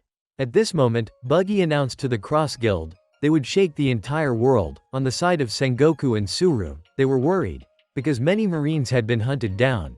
This made them feel uncomfortable, because now the Marines are also being targeted by the pirates with bounties. They realized they needed to quickly eliminate the Cross Guild, otherwise, the Marines would continue to weaken. Suddenly, Sengoku saw Hina, so he asked where Garp was. But Hina said that Garp had gone to rescue Kapi. This surprised Sengoku, because they had intruded into the territory of Blackbeard on their own. Meanwhile, Buggy was very pleased, because this person had killed a vice admiral.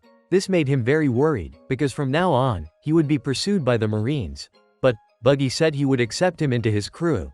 This made everyone very happy, because Buggy was one of the 4 emperors. At this moment, Buggy's subordinate announced the Cross Guild's ship was completed.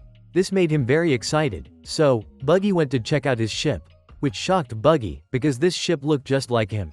This made Buggy terrified. Suddenly, Crocodile and Mahawk arrived. They were very displeased, because Buggy had previously promised to build them an amazing ship, but the ship was too ugly. So, Crocodile and Mahawk took Buggy into the meeting room to beat him, because Buggy was merely a puppet for Crocodile and Mahawk. At this point, Crocodile realized that they had become a threat to the Marines. Therefore, they needed to build a military nation.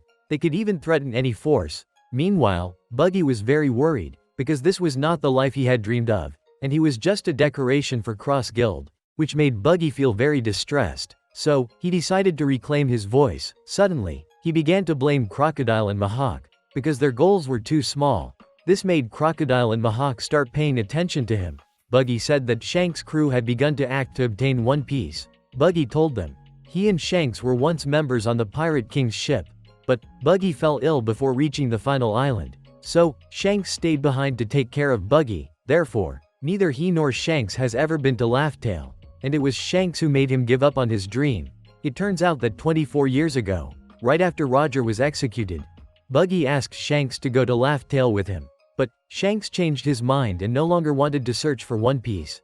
This left Buggy in shock, because he always thought Shanks would become the next Pirate King. At that time, Shanks still asked Buggy to come with him, but Buggy refused and left in disappointment. Since then, Buggy always viewed Shanks as his enemy. Now, Buggy doesn't understand why Shanks decided to take action. So, Buggy shouted, "I want to become the Pirate King." Unexpectedly, he continued to be beaten by Crocodile and Mahawk. They thought Buggy was only good at talking. He didn't even have any plans to deal with the other Yonko. Suddenly, Buggy decided to prove himself. He then grabbed a transponder snail and announced to all his subordinates, "Let's go get the One Piece together."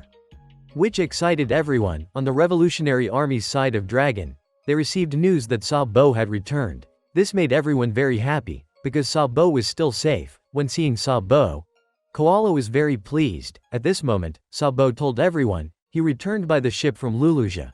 This surprised Ivankov, because that kingdom had disappeared. and Sabo had brought the refugees from Luluja here. Suddenly, Koala kicked Sabo, because she was very worried about Sabo, and he hadn't bothered to contact them. However, Koala was very happy that Sabo had returned. At this moment, Sabo met with Dragon.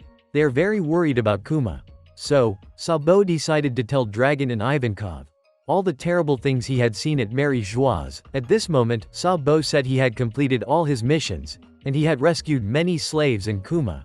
Dragon said that 8 out of 12 countries had been inspired and rebelled by the Revolutionary Army, but one of them, Luluja, had disappeared.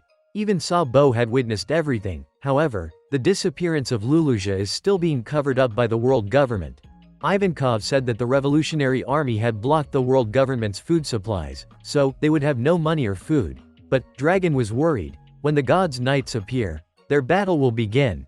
Ivankov said that Sabo is the target of the world government. At this moment, Dragon remarked that King Cobra is a skilled and benevolent king. However, Sabo is being accused of assassinating him. So, Sabo began to tell them about King Cobra's death, because he witnessed everything at Mary Joie's. It turns out that 1 month ago, at the Reverie Conference, Sabo destroyed the world government's food storage. This made the celestial dragons furious. So, they took their anger out on the guards and slaves.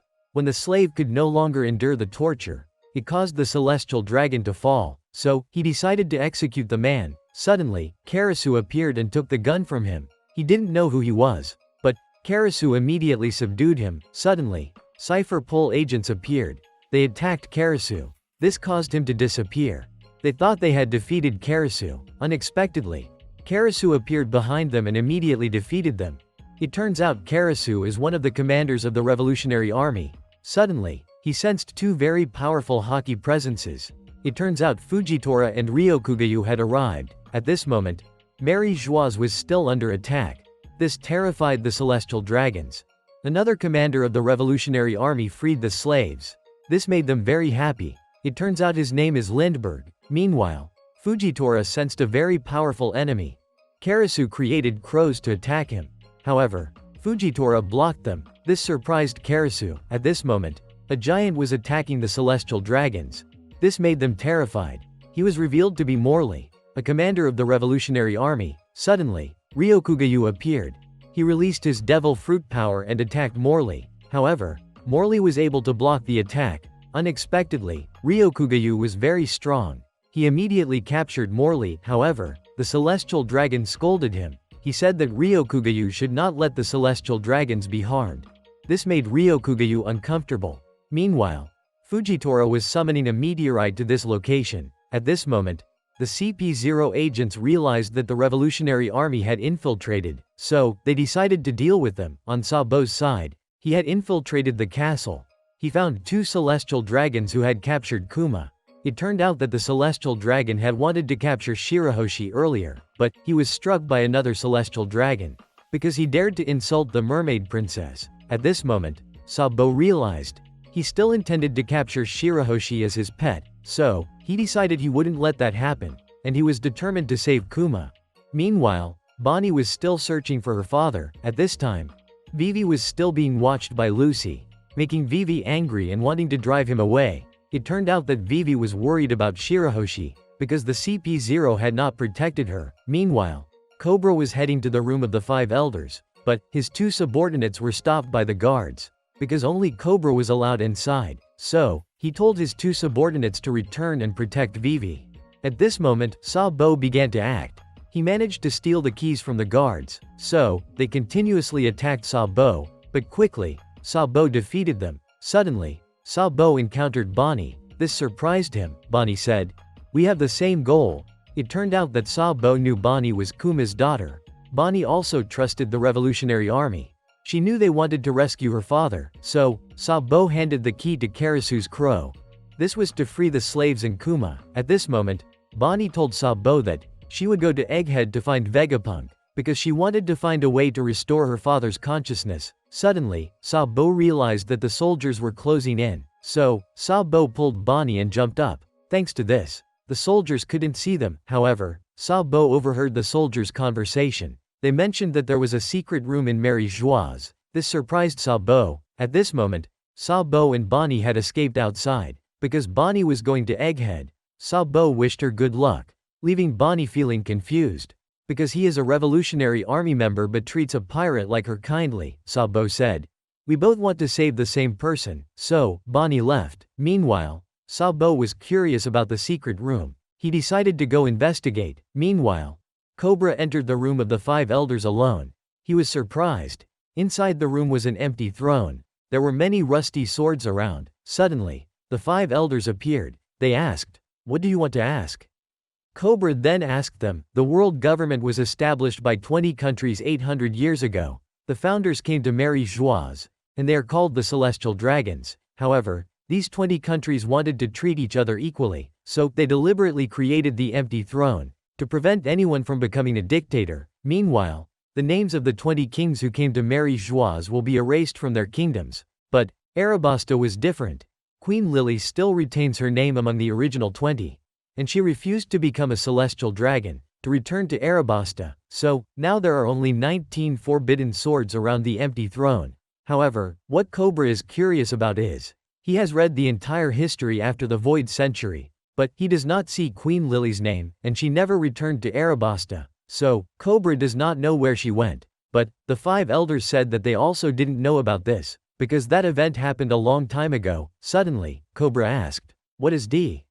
Which surprised the five elders. It turns out that 800 years ago, Lily left a letter for the Nefertari royal family about this. In another room, Emu had vanished. At this moment, Kuma had captured Shirahoshi, which made Charlos very happy. It turns out he wanted to keep her as his pet.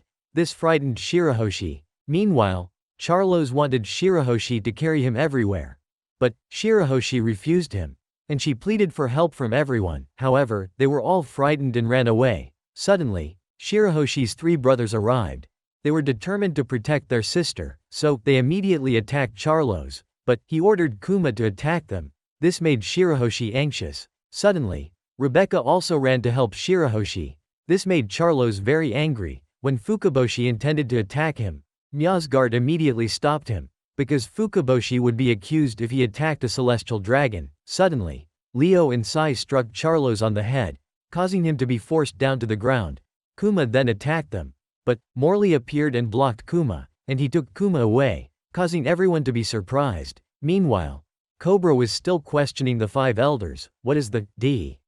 But they did not answer him. Suddenly, Emu appeared, causing the five elders to be surprised, because Emu wanted to appear in front of Cobra. So, Emu walked over and sat on the empty throne, surprising Cobra. Cobra never thought anyone would sit on the empty throne. But now, Emu was sitting in front of him. So, Cobra asked Emu, "Who are you?" He believed Emu was one of the 20 people who founded the world government. Although Emu did not want to answer Cobra's question. But, Emu told Cobra, "The D family is the one that has once opposed me. And now they are appearing everywhere. This stems from Lily's mistake 800 years ago." This left Cobra astonished. The scholars of Ohara tried to uncover the history of the Void Century. And the pirates also sought poneglyphs to hunt for treasure. The poneglyphs were Lily's mistake. Emu wondered if Lily had intentionally scattered the poneglyphs throughout the world. Suddenly, the five elders drew their guns and aimed at Cobra. Emu believed the answer lay in the letter Lily left in Arabasta. Now, Emu said to Cobra, "You should say Lily's full name from the letter." This made Cobra very anxious, as he realized he would not have a chance to survive leaving here. The five elders said, "The moment you saw Emu, your fate was sealed." They pointed their guns at Cobra. He realized he knew the greatest taboo of this world. Meanwhile, Sabo had infiltrated the room and witnessed everything. So, Cobra decided to reveal the name of Queen Lily from 800 years ago. And her name was Nefertari D. Lily. This made Emu furious. So, Emu attacked Cobra, seriously injuring him. Suddenly, Sabo jumped out and attacked them. Sabo aimed for Emu. This made Emu angry. Unexpectedly, Emu transformed into a giant creature. It absorbed Sabo's attack, leaving Sabo astonished. Suddenly, the five elders also began transforming into giant creatures.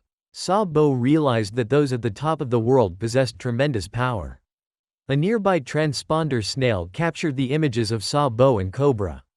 As the five elders prepared to attack Sabo, he used fire to stop them. Cobra realized that Sabo was Luffy's brother. This surprised Sabo, as he knew Luffy. So, Cobra said that Luffy was his benefactor. At that moment, Sabo picked up Cobra and ran. He promised to do his best to help Cobra escape. But, the 5 elders and Emu were still pursuing Sabo. Cobra realized he was a burden to Sabo. So, he told Sabo to leave him behind. However, Sabo was determined to save Cobra. At that moment, Cobra asked Sabo to tell Luffy and Vivi that the Nefertari family all carried the D surname. This surprised Sabo. He recalled his childhood with Ace and Luffy. Sabo wondered if the fact that both of their names contained D was just a coincidence.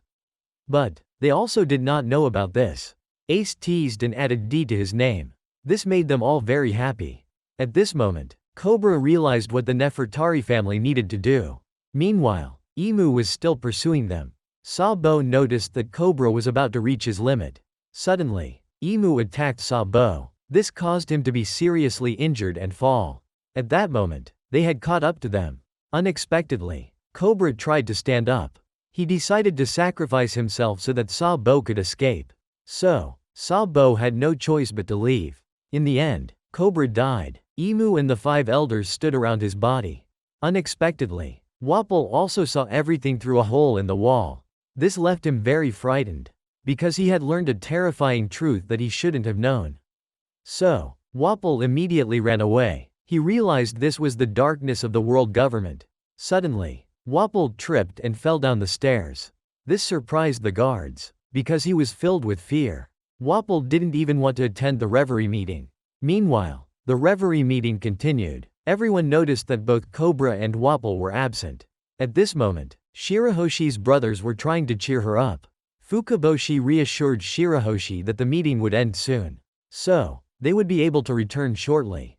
Suddenly, Shirahoshi expressed her desire to see Vivi. She was worried about where Vivi was. Meanwhile, Vivi was being held captive by the CP0. It turned out that former members of CP9 had been promoted to CP0. But, Vivi was still worried about Shirahoshi. So, Jabra reassured Vivi that Shirahoshi was safe. Meanwhile, Leo and Sai were excitedly declaring that they were members of the Straw Hat Grand Fleet. So, they were not afraid of the Celestial Dragons. Meanwhile, Fujitora had helped the Revolutionary Army free the slaves. This made Ryokugayu angry. He didn't understand why Fujitora did this. It turned out that Fujitora wanted to dismantle this dictatorship. But, Ryokugayu reminded them that they were Marines. He saw that Fujitora was still not backing down. So, Ryokugayu unleashed the power of his devil fruit. At this moment, Jabra realized that the reverie meeting was in chaos. Suddenly, Wapol broke through the wall and entered their room. This surprised the CP0 and Vivi. It turned out that Wapol was very scared and looking for a way to escape. Suddenly, Vivi came up with an escape plan. The CP0 didn't know what was happening to him. However, Jabra realized that Vivi had vanished. It turned out that Vivi had jumped into Wapol's mouth. This surprised Wapol. Vivi asked why he was so scared. But, Wapol just wanted to get out of there immediately. At this moment, Wapol's wife was searching for him. Suddenly, she saw Wapol running away with Vivi. This shocked her. She thought they were planning to escape together. At this moment, Sabo was trying to escape from Mary Joieuse. But, the soldiers were still searching for him. While Sabo remembered that Cobra had sacrificed himself to save him. He felt very guilty, because Sabo was unable to save Cobra. So, he needed to quickly find Luffy and Vivi to inform them. Suddenly, Sabo sensed someone nearby. It turned out to be just a rabbit. Unexpectedly, the soldiers found and attacked Sabo. At that moment, Cobra's subordinates were very worried about him, because they still hadn't found Cobra and Vivi. Igaram didn't understand what was happening in Mary Joieuse. So, they continued to split up to search for Cobra and Vivi. Meanwhile, Chaka wanted to meet the 5 elders, because Cobra had disappeared from their room. But, the guards wouldn't let him in. Igaram also searched everywhere for Vivi. But, no one had seen her anywhere. At this moment, Sabo disguised himself as a guard. He was looking for a way to escape from Mary Joieuse. Meanwhile, Wapol and Vivi had run to the harbor. They were also looking for a way to leave. But, there were many Marines guarding the harbor. which made them anxious. Suddenly, Vivi saw a group of people transporting goods. So, Vivi told Wapol to hide in there. At this moment, Sabo had reached the harbor. But, he didn't know how to get out of there. Suddenly, he spotted a ship that could help him leave Mary Joieuse. Meanwhile, Vivi and Wapol had hidden inside a cargo crate. Thanks to that, they successfully escaped. At this moment, Vivi decided to reveal to the world what happened in Mary Joieuse. This made Wapol worried, as it would mean they would be executed by the world government. So, he wanted to hand Vivi over to the Marines. But, Vivi immediately threatened Wapol. This frightened Wapol, because Wapol also knew the truth about the world government. He was certain that he would be executed. Suddenly, Wapol realized there was someone who could help him. He took out a transponder snail. This surprised Vivi. So, Vivi asked to borrow it from him. But Wapol said, "This is my lifeline." After that, he contacted Morgans. Wapol informed Morgans that he had something important to share. He even mentioned that he would be killed if he revealed this secret. So, Wapol requested Morgans to come and pick him up. This surprised Morgans. He then asked for their location. Vivi said they were on the ship of the Aegis Kingdom. At this moment, Morgans was very excited, because he was about to get a shocking new story. Meanwhile, Vivi didn't know what secret Wapol was referring to. But, Wapol didn't want to tell her. So, Vivi borrowed his transponder snail to call her father. This made Wapol anxious and unable to give it to her. Meanwhile, the CP0 was still searching for Vivi and Sabo. While Bonnie had also escaped from Mary Joieuse. But, she is very hungry. On Sabo's side, he successfully infiltrated the ship of Luluja. However, he still remembered Cobra's death. This made Sabo feel very guilty. After the reverie meeting concluded, news of King Cobra's assassination spread throughout the world. At this moment, in the meeting room of the five elders, they recognized that Sabo was a person of very special status. Because there were many people around him with the letter D suddenly. Imu announced to them, "I want to use the mother flame developed by Vegapunk on the kingdom of Luluja." This surprised the five elders.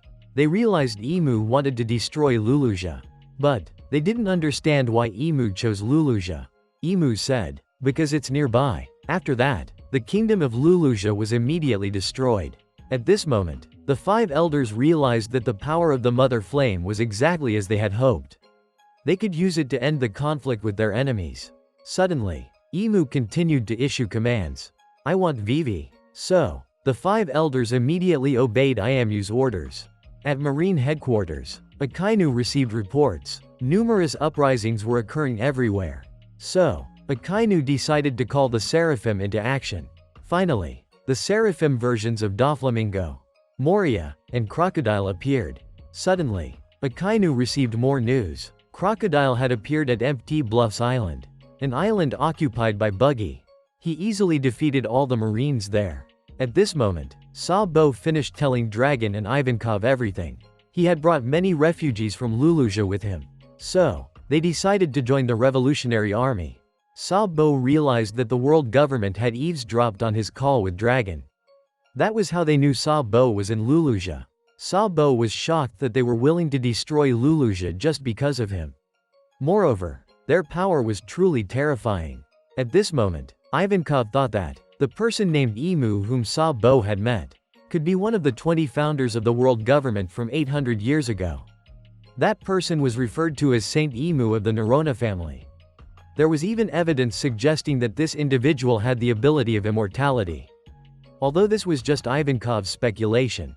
But, he believes that the one who can make the five elders kneel.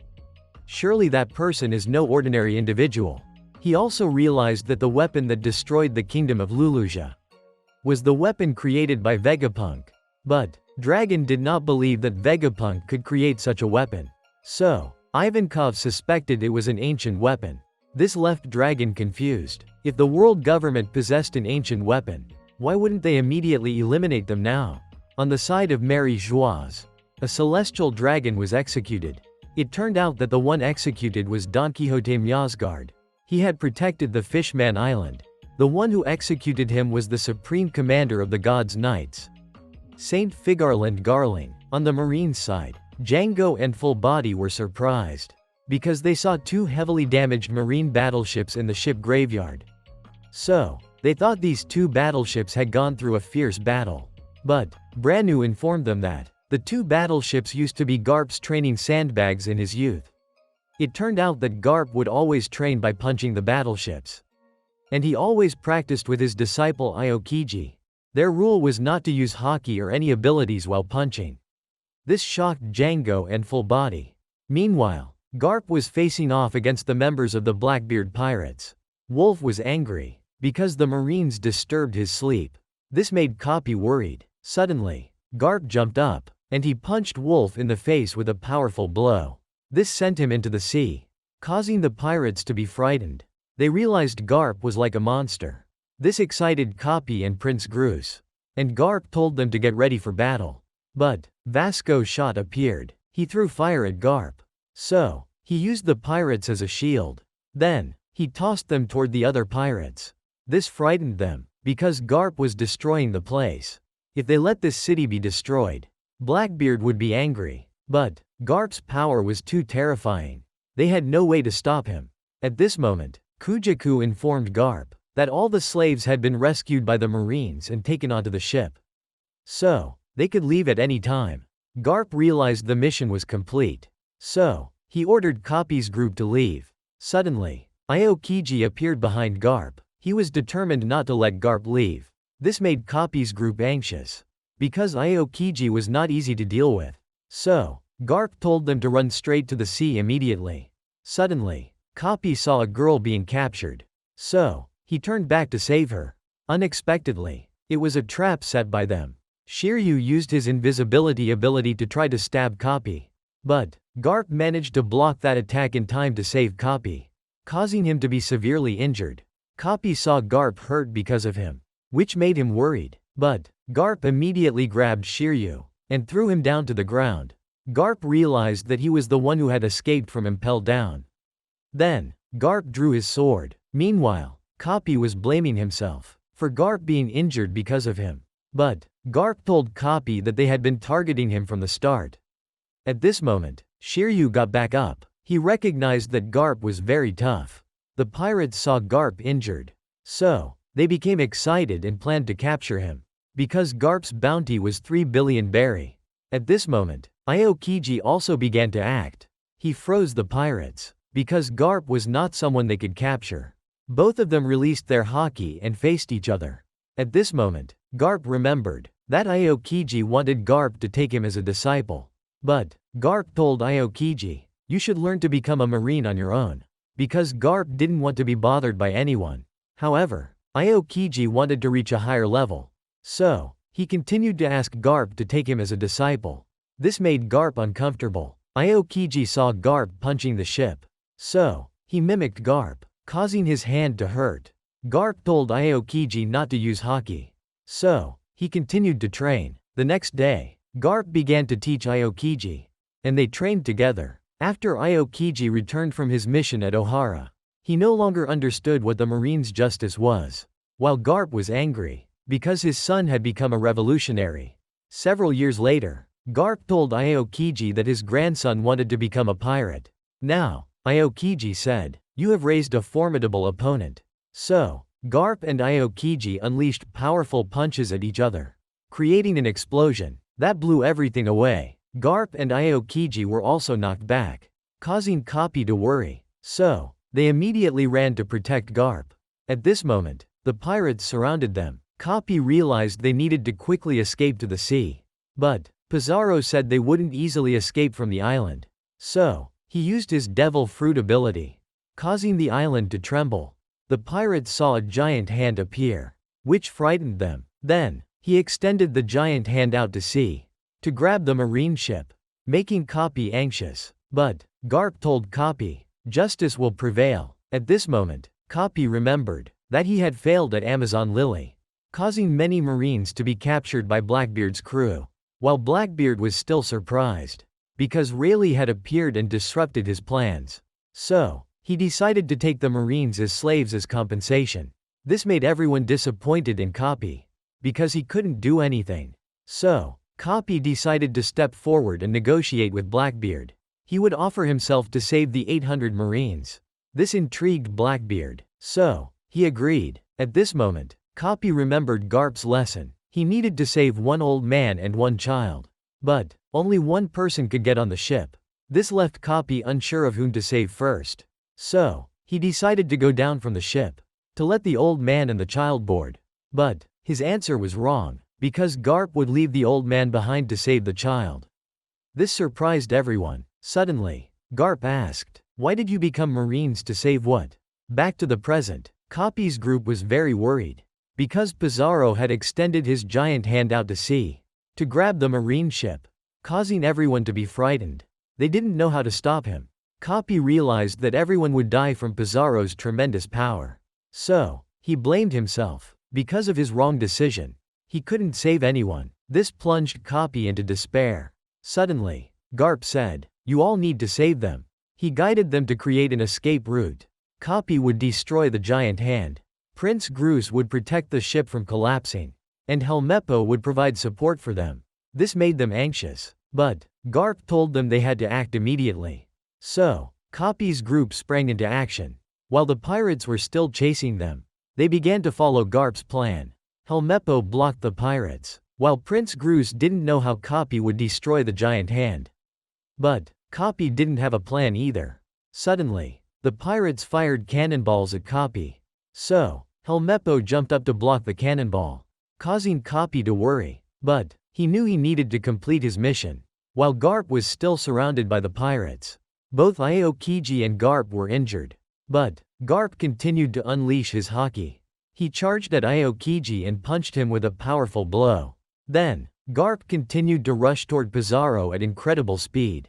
Surprising him, Garp used the technique Galaxy Impact to punch him in the face, causing him to fall. Copy realized that Garp was supporting him, which made Copy remember Garp's words. He is the future of the Marines. So, he cannot let Garp down. Copy immediately sprang into action. Meanwhile, Pizarro wanted to kill everyone on the ship, causing them to worry. At this moment, Garp remembered. Helmeppo had once told him that he saw Copy always practicing alone at night. Because he knows he isn't talented, he had to train 200 times harder than others. Only then could he protect everyone. Even though Copy's arm was injured, he still didn't give up. He continued to punch the ship. At this moment, Copy realized that if he didn't hurry, the ship would be destroyed. He jumped into the air, surprising everyone, because Copy was about to confront the giant hand directly, causing them to worry, while the pirates thought Copy was a fool. As Pizarro was about to destroy the ship, Copy remembered everyone. He recalled his effort of training 200 times harder. So, he concentrated his haki into his fist. Copy unleashed the Galaxy Impact, causing the giant hand to be destroyed. This amazed everyone with Copy's strength. Meanwhile, Garp was very pleased. But the debris was falling onto the Marines. It was Prince Groose's turn to act. He used his Devil Fruit ability to create a net. Meanwhile, Helmeppo was very excited, because Copy's efforts had paid off. Now, they could return home. This made everyone very happy. Because Copy was safe, they just needed to wait for Garp to return before they could depart. Suddenly, Garp announced that they had to leave immediately. This made everyone anxious. But Garp said he would be safe. Meanwhile, Copy wanted to go back to save Garp. Prince Groose stopped him. Copy remembered Garp once said that the responsibility of the Marines is to protect the future of everyone. Instead of saving an old man about to die, they should save the child. At this moment, Copy understood Garp's teachings. Because they are the future of the Marines, they needed to continue surviving. While Garp had been frozen by Aokiji, he was still very happy. Aokiji recalled Garp's teaching, making him avoid being scolded. So, Aokiji froze Garp. After that, the marine hero Garp completely disappeared. The latest news about the Straw Hat Pirates is spreading across the world. Luffy's crew has arrived at Egghead and met Vegapunk. They have to fight CP0 and the Seraphim. Meanwhile, Kizaru has led a marine fleet there. Their goal is to kill Vegapunk. But the news that shook the world is that Vice Admiral Garp has gone missing at Pirate Island, and the Emperor's Luffy have taken Vegapunk hostage. This has caused Makino to worry. Everyone in Fuchsia Village is also surprised by this news. They don't believe that Garp is dead, because he is the one who created many legends. Suddenly, Makino's child started crying, so she comforted the baby. Makino looked at the child, which made her think of Luffy, and they are also very worried about him. Meanwhile, Dayton's crew has also read the news. This has made them very anxious. Dayton doesn't understand what Garp and Luffy are doing that is so crazy. Suddenly, a large earthquake strikes, causing fear among everyone, not only in the East Blue, but also in the West Blue, South Blue, and North Blue. Earthquakes are occurring. This leaves everyone confused about what's happening. It turns out this earthquake happened after Lulusia was wiped out 6 days ago. Meanwhile, Emu is still in Mary Joie's, watching the situation in the world. The place where Lulusia's kingdom disappeared has created a giant hole. Ivankov is also surprised, as the sea level is rising. Some islands have even disappeared due to flooding. This has caused chaos across the world. On Egghead Island, the island is surrounded by over 100 marine warships. This even surpasses the Buster Call. There are more than 30,000 marines along with 9 vice admirals ready for battle. And leading them is Kizaru. Suddenly, the marine ships are attacked by sea beast weapons. But Kizaru immediately destroyed them. Sentomaru warned him not to attack the sea beast weapons. At this moment, Kizaru is casually having lunch. It turns out that Sentomaru has prevented the marines from landing on the island. So, Kizaru advises him to surrender and join the marines. Meanwhile, Sentomaru didn't expect Kizaru wanted to wipe out Vegapunk. But Kizaru said that the crime of researching the Void Century is unforgivable. And he's just following orders. Kizaru also realizes that Lucci's group has been defeated by Luffy. At this moment, Saturn advises the marines, they must not reveal that he is here. And he is quite satisfied with the newspaper this morning. After that, he asked about the situation on Egghead. It turns out that Vegapunk and his 6 satellites are being protected by 4 Seraphim. And Emperor Luffy's crew had defeated Lucci's group. Even Sentomaru has taken the Cypher Pole agents hostage. And Labaphase has activated its 100% defense system. So, no one can enter the inside. When he found out that Bonnie was also on the island, Saturn realized that she is Kuma's daughter. But he saw Bonnie as unimportant. So he didn't care. At this moment, York, one of Vegapunk's 6 satellites, she contacted the Marines, and she also called the 5 elders. York blamed them for almost killing her. It turns out she had betrayed Vegapunk. And York is a spy for the world government. The 5 elders asked about Luffy's situation. So, she told them, she had completely taken control of the place. She had even controlled the 4 Seraphim. So, she was confident that they couldn't harm her. Suddenly, Jupiter asked if she could create the Mother Flame. York confirmed that she could indeed create it. She promised to send the Mother Flame to the 5 elders, on the condition that they wouldn't harm her or the laboratory. She even wanted to become a celestial dragon. So, the 5 elders agreed. Unexpectedly, York was captured by Luffy's crew, because they had discovered that she was the traitor. When York called for help, it surprised the 5 elders, as she was afraid Luffy would kill her. This made York cry. It turns out Luffy's crew had also rescued Vegapunk. At this point, they fully understood everything. Everyone was surprised that York was the one who betrayed Vegapunk. While everyone was thinking of a way to escape, suddenly, Luffy decided he would use York as a hostage to leave the island. At this moment, Luffy declared, "I am Monkey D. Luffy. I will become the Pirate King." He said that he was holding Vegapunk. If they want York to survive, they must immediately withdraw all marine ships from Egghead. This frightened York. She wanted the 5 elders to take her away from here. The Marines heard that Luffy would kill the hostage, which made them think the Straw Hat Pirates are truly terrifying. Meanwhile, Vivi was eavesdropping on their conversation, which surprised her, because he dared to threaten the 5 elders. At this moment, the 5 elders asked how many people were still alive there. When Luffy was about to answer, Robin immediately covered his mouth and hung up the phone, because they couldn't provide information to the enemy. While Luffy believed the 5 elders would withdraw all the marine ships, Usopp said the Marines wouldn't be that foolish. On Saturn's side, he said there were 3 things that needed to be protected. The first was York, the second was the brain in Punk Records, and the third was the factory that creates the Mother Flame. Everything else could be destroyed. This surprised the Vice Admiral. because Lucci and the Cipher Pol agents were still on the island. Even Saturn considered their lives no more important than insects. At this moment, York was still terrified. She warned that if Luffy's crew did anything to her, the whole island would disappear just like Ohara. Suddenly, Nami became angry and hit York, because she dared to mention Robin's pain. So, Nami wouldn't forgive York. At this moment, Chopper asked about Robin's injury. Fortunately, her injury wasn't serious. Suddenly, Vegapunk also thanked Robin. It turns out that when York was about to kill Vegapunk, Robin saved him. Thanks to that, Vegapunk was safe. Chopper told Vegapunk that Kaku had helped them fight against S-Hawk and S-Bear earlier, but he was also injured. Zoro then teased Kaku, saying that thanks to him, Kaku was able to survive. This made Kaku angry. At this moment, Lilith was crying, because Edison and the others were safe. Meanwhile, Usopp was in contact with the prison in the basement. It turns out that Luffy's crew had provided food to the Cipher Pol agents. So, they considered the Straw Hat Pirates as their saviors. The Cipher Pol agents asked the Straw Hat Pirates to take them out of there, because the Seraphim behind them were too terrifying. This surprised Usopp, but Vegapunk said they would be fine, because the bubble spheres that encased the Seraphim were made of very sturdy material. They could even repel cannonball fire.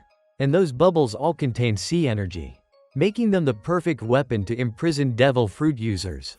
While the Seraphim were angry, because they were imprisoned there. Suddenly, Frankie thanked S-Snake for turning them back from stone. This surprised Vegapunk, because he had never programmed S-Snake to do this. It turns out that earlier, Luffy had requested S-Snake to reverse the petrification for them. This made S-Snake blush. So, she agreed to Luffy's request.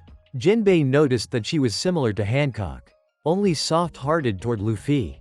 Luffy called S-Snake Hancock, making her embarrassed. Vegapunk wrote this down in his research on lineage factors. Nami said when Lilith's petrification was undone. So, they used the bubble guns to capture the Seraphim. Luffy kept thanking S-Snake, making her feel shy around him. She thought Luffy loved her. Meanwhile, Atlas reported that she couldn't open the defense system. So, York said that she had set the password for it, which made Lilith angry, causing everyone to worry, because the world government would soon attack them. Meanwhile, Lucci was analyzing the situation, and he had some plans in mind. Suddenly, Stussy informed everyone that they were surrounded by Marines from all directions. Even Kizaru had arrived. Vegapunk asked Nami about the sea route. She said the log pose was pointing northwest. Vegapunk realized that the direction was Elbaf, which excited Luffy and Usopp, because it's the island of the giants. Vegapunk explained that they could use the Vegaforce 01 robot to get the Sunny off the island. But this robot could only fly within Egghead Island. Frankie said they could use the Sunny's emergency escape system to fly further, which excited Vegapunk. But first, they needed to disable the defense system. So, Vegapunk's group started cracking York's password, while Luffy, Frankie, Bonnie, and Lilith would head toward the Sunny. At this moment, Luffy thought Bonnie still hated Vegapunk, but Bonnie said she wouldn't kill him anymore, which made Luffy very happy, because Bonnie had cried all night. On Kizaru's side, he had met with Saturn. He thought Luffy's group was just bluffing, because they were still stuck inside. Saturn said that Vegapunk's defense system was lasers, so Kizaru could easily get inside. But Kizaru said that a friend of his was protecting Vegapunk, and he wanted to do things his way, to avoid Sentomaru letting the Pacifista attack them. At this moment, the Marines were ready to act, and they were targeting the Sea Beast weapons. Meanwhile, Luffy's group had spotted the Sunny ship. Kizaru began using his devil fruit power. Sentomaru realized Kizaru had acted, so he immediately ordered the Pacifista. But Kizaru moved too fast. He appeared in front of Sentomaru, and he blocked Kizaru's attack. At this moment, Luffy's group felt that there was a very strong presence beneath them. While Sentomaru and Kizaru were fighting each other, even though Kizaru was very strong, Sentomaru was determined not to let him pass. Then, all the Vice Admirals began to act. They attacked Sentomaru's Pacifista, and the Vice Admirals infiltrated inside. Suddenly, the Sea Beast weapons attacked the Marines, causing them to panic. because the sea beast weapons were terrifying. But the vice admirals attacked them. They even easily defeated the pacifista. Usopp saw the Marines starting to act, which made him worried. But Vegapunk said that as long as Sentomaru was still controlling the pacifista, the island's defense system would still be safe. However, Kizaru wanted to defeat Sentomaru, so the Marines could take control of the island, which made everyone worried. Meanwhile, York believed she would be rescued. Sanji and Brook remembered their time at Sabaody, when they were completely powerless to resist. Vegapunk realized that Sentomaru's opponent was Kizaru, so he and the satellites had to quickly crack the password. At this moment, Kizaru was moving very fast, and he completely overpowered Sentomaru. But Sentomaru said that he had promised Luffy that he would help the Straw Hat Pirates take Vegapunk off the island. So, Sentomaru counterattacked Kizaru. At this moment, Kizaru remembered when he and Vegapunk were on a mission in the forest. They accidentally saw Sentomaru defeat a group of bears. They realized that this kid was very strong. Because Sentomaru was too strong, he was kicked out of the village. At this moment, Sentomaru felt determined, which made Kizaru laugh. Sentomaru said that he needed a job, so Vegapunk took him in as his bodyguard. At this moment, Sentomaru asked Kizaru how to protect Vegapunk. So, Kizaru taught him how to fight. But now, Sentomaru was stopping him. Even though he used haki, Kizaru was still too strong. He shot a powerful laser beam that defeated Sentomaru. At this moment, Kizaru had picked up Sentomaru's controller. So, he ordered the pacifista to attack the sea beast weapons. This surprised the Marines, because these pacifista are very strong. At this moment, Saturn was still monitoring the situation outside. Usopp realized that Sentomaru had been defeated, which made everyone worried. They didn't expect Kizaru to show no mercy to Sentomaru. So, Vegapunk needed to quickly disable the defense system, because they couldn't waste Sentomaru's efforts. And Vegapunk realized Kizaru is light, so he could pass through the laser beams to get inside, which scared Usopp. Meanwhile, Kizaru was enjoying himself. He turned into a beam of light and entered. On Luffy's side, they used the giant robot to move the sunny ship, while Bonnie and Luffy were eating, because they needed to recharge before the fight. Suddenly, the alarm went off. It turns out Kizaru had passed through the defense system. He was determined to destroy Vegapunk. This made Usopp's group anxious. Meanwhile, Lucci was plotting something. Suddenly, he attacked Vegapunk. Fortunately, Stussy managed to protect him with her own body, which shocked Vegapunk. Sanji then used the bubble gun to restrain Kaku. Zoro immediately attacked Lucci, but he blocked it. It turns out he thought Kizaru was coming. The Straw Hat Pirates definitely wouldn't escape, but Zoro said, "Don't underestimate us." Unexpectedly, Zoro was very strong. He pushed Lucci back. At this moment, Kizaru saw Luffy's group, so he chased after them. This made Frankie worried, but he couldn't find Luffy. Suddenly, Luffy appeared in front of Kizaru, and he charged towards him with incredible speed, which surprised Kizaru. Luffy said, "We are now hundreds of times stronger than we were 2 years ago." On Kuma's side, he was trying to find any way to reach Egghead. He even infiltrated Mary Joieuse, which made the celestial dragons furious. So, the soldiers blocked him, causing Kuma to be seriously injured. But he still tried to stand up. The celestial dragons saw Kuma being captured, which made them rejoice. However, Kuma was very strong. He used his devil fruit power, causing everything around him to explode, and he defeated the soldiers. Suddenly, Akainu appeared. He asked, "What are you doing here?" At this moment, the celestial dragons were very angry. So, they ordered Akainu to destroy Kuma. Akainu also realized the Marines couldn't control Kuma anymore, and Kuma would become a threat to them. So, he decided to eliminate Kuma. Akainu attacked him, causing Kuma to be injured on one side of his face. But Kuma immediately ran away. Unexpectedly, Kuma escaped, which made Akainu remember 2 years ago, when Akainu had captured Bonnie. It turns out she had escaped from the world government to find Kuma. But Akainu said Kuma had become a mindless weapon, which made Bonnie suffer, because Bonnie believed her father would never abandon her. On Egghead Island, the Marines successfully infiltrated the island, Meanwhile, Kizaru was facing Luffy. Luffy used Gear 4 to attack Kizaru with incredible speed. However, Kizaru blocked all of Luffy's attacks. He said, "I understand why you were able to defeat Kaido." And he didn't understand why Luffy was protecting Vegapunk. But Luffy asked him, "Why do the Marines want to kill Vegapunk?" Suddenly, Kizaru flew into the sky. He told Luffy not to get involved in this matter. Then, Kizaru launched a powerful attack on Luffy, sending him crashing into the Vegaforce 01 robot.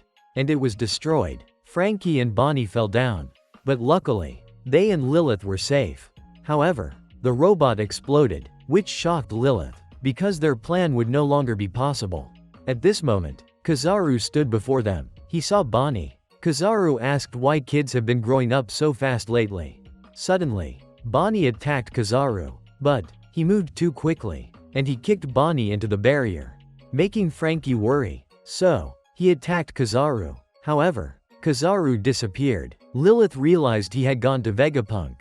So, they notified everyone. Finally, Vegapunk successfully cracked York's password, which made everyone happy. At this moment, Vegapunk asked Sanji and Jinbei to take his belongings to the ship. When Franky was about to report the situation, suddenly, Kizaru appeared, shocking Vegapunk and everyone else. They didn't know how Kizaru had gotten inside.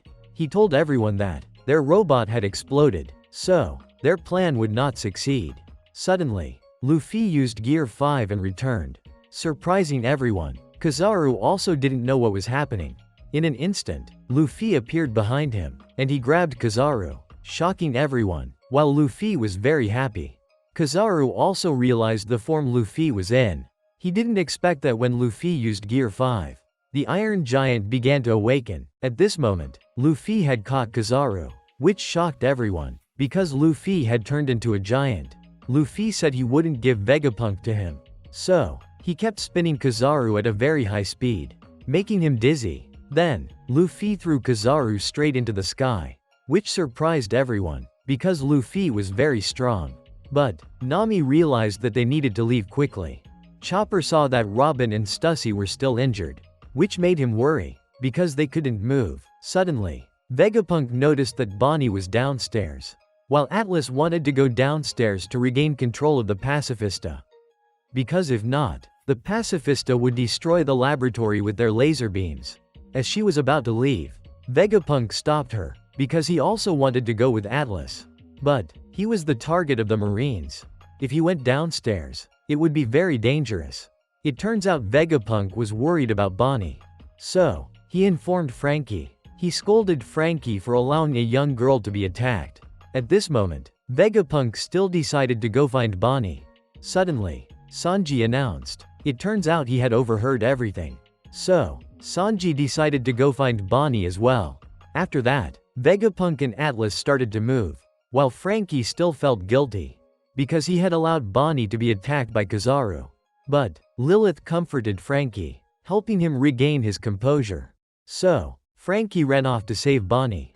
At this moment, the Marines were still searching for Bonnie, which made her anxious. So, she transformed into a little girl and attacked them.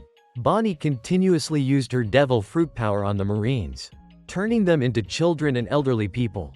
After that, Bonnie kept running, but the Marines were still in large numbers.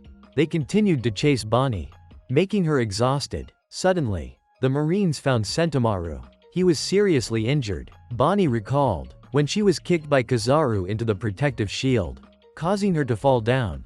Fortunately, Bonnie was saved by Sentomaru. Then, he told Bonnie to run away. However, Sentomaru also collapsed. At this moment, Bonnie didn't know if she could escape. On Zoro's side, he was fighting with Lucci. Even though Lucci moved very fast, Zoro blocked all of his attacks. The two fought fiercely, but Zoro was still stronger. He knocked Lucci down. Meanwhile, Luffy was still enjoying himself in Gear 5. He asked Zoro if he needed help, but Zoro refused. He told Luffy to focus on Kizaru. At this moment, Zoro said to Lucci, "With your strength, don't even think about fighting our captain." However, Lucci was still very confident. Meanwhile, Kizaru was being thrown very far away. As he was about to fall into the sea, he used his devil fruit power to return. which surprised Luffy. Kizaru had created many clones, and he kept attacking Luffy. However, Luffy managed to avoid all of them. After that, he continued to grow into a giant. But Kizaru was very fast. When he tried to approach Luffy, Luffy blew Kizaru back. Unexpectedly, Kizaru continued to chase after Luffy. It turns out Luffy was just leading Kizaru's clones into a straight line, and he attacked, causing all of Kizaru's clones to disappear. But that wasn't Kizaru's real form. Suddenly, he caught Usopp, which surprised Luffy, because he had been tricked. At this moment, Kizaru asked, "Where is Vegapunk?" Suddenly, they saw Vegapunk controlling a war vehicle. Leaving, he was determined to save Bonnie, because he had known Bonnie since she was a child. So, Kizaru chased after them. When he attacked Vegapunk's group, Luffy absorbed Kizaru's light beam, shocking everyone. Meanwhile, Franky had also boarded Vegapunk's vehicle. After that, they went down to the lower floor together. The Marines discovered Vegapunk. Thus, the Pacifista began targeting them. But Atlas immediately ordered the Pacifista to eliminate the Marines on the island. So, they turned and attacked the Marines. At this moment, Saturn realized it was time for him to act. Meanwhile, the Pacifista were targeting the Marines. So, they fired laser beams at the Marines, causing the Marines to panic and flee. This Vice Admiral realized that Vegapunk had overridden the commands on the Pacifista. Meanwhile, Franky was very pleased, because the Pacifista were now on their side. But Vegapunk was still trying to rush downstairs quickly, because he was worried about Bonnie. Atlas and Sanji also kept calling Bonnie's name, but they couldn't find her. So, Sanji used observation haki. Finally, he saw Bonnie, which surprised everyone, because they couldn't see anything. Sanji realized there was no time left. So, he immediately ran to Bonnie's location. At this moment, the Marines were still trying to stop the Pacifista, but the Pacifista were too strong. Bonnie saw that the situation had calmed down, so she felt relieved. Suddenly, Bonnie was attacked. Fortunately, she managed to dodge it. It turned out it was a Vice Admiral. After that, the Marines continued attacking Bonnie. So, she used her devil fruit power on her gun, and she shot the Marines, causing them to hallucinate and faint. At this moment, Bonnie kept running, but she was stopped by a Pacifista. It turned out the Vice Admiral had gained control of a Pacifista, because her power allowed her to control anything she rode on. When the Pacifista was about to fire a laser at Bonnie, it reminded her of her father. So, she couldn't dodge in time. Fortunately, Sanji arrived just in time, and he saved Bonnie. It turns out he also knew that Bonnie's father was Kuma. However, the Vice Admirals kept attacking them. Fortunately, Vegapunk had controlled the Pacifista to save them. After that, he told Bonnie and Sanji to get on the vehicle quickly. So, they left. Meanwhile, Chopper was taking care of Robin and Stussy, because Robin was still injured. When Nami told everyone to leave, suddenly, Stussy wanted to stay behind, because she still had work to do. Edison realized something, so he told everyone to leave first. Meanwhile, Saturn had stood up and was looking towards Egghead. At this moment, Zoro was still fighting with Lucci. They fought fiercely. Unexpectedly, Lucci pushed Zoro back. He kept attacking Zoro with great speed. Meanwhile, Luffy was still fighting Kizaru. He continuously avoided his attacks. At this moment, Lucci was very confident. He was sure that they would be wiped out. While Kizaru also wanted to quickly complete his mission, he fired a light beam at Luffy. But Luffy dodged it. He said, "I have my own mission too." On Saturn's side, he had started to act, causing everyone to sense a dangerous presence. At this moment, dark clouds covered the sky, which scared the Marines. Saturn had also disappeared from the room. Suddenly, he ordered the Pacifista. So, they no longer obeyed Vegapunk's orders. Atlas realized that the only one with authority over them in the system was the Five Elders.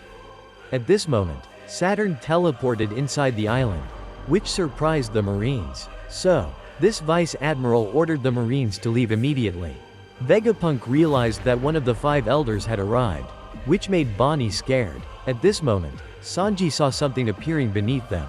It turns out Saturn had unleashed his devil fruit power, and he transformed into a monster resembling a spider. which amazed everyone. Suddenly, Kizaru snuck up on Vegapunk and shot him. Fortunately, he dodged it, causing them to fall down below. When Luffy ran to save them, Kizaru continued to block him.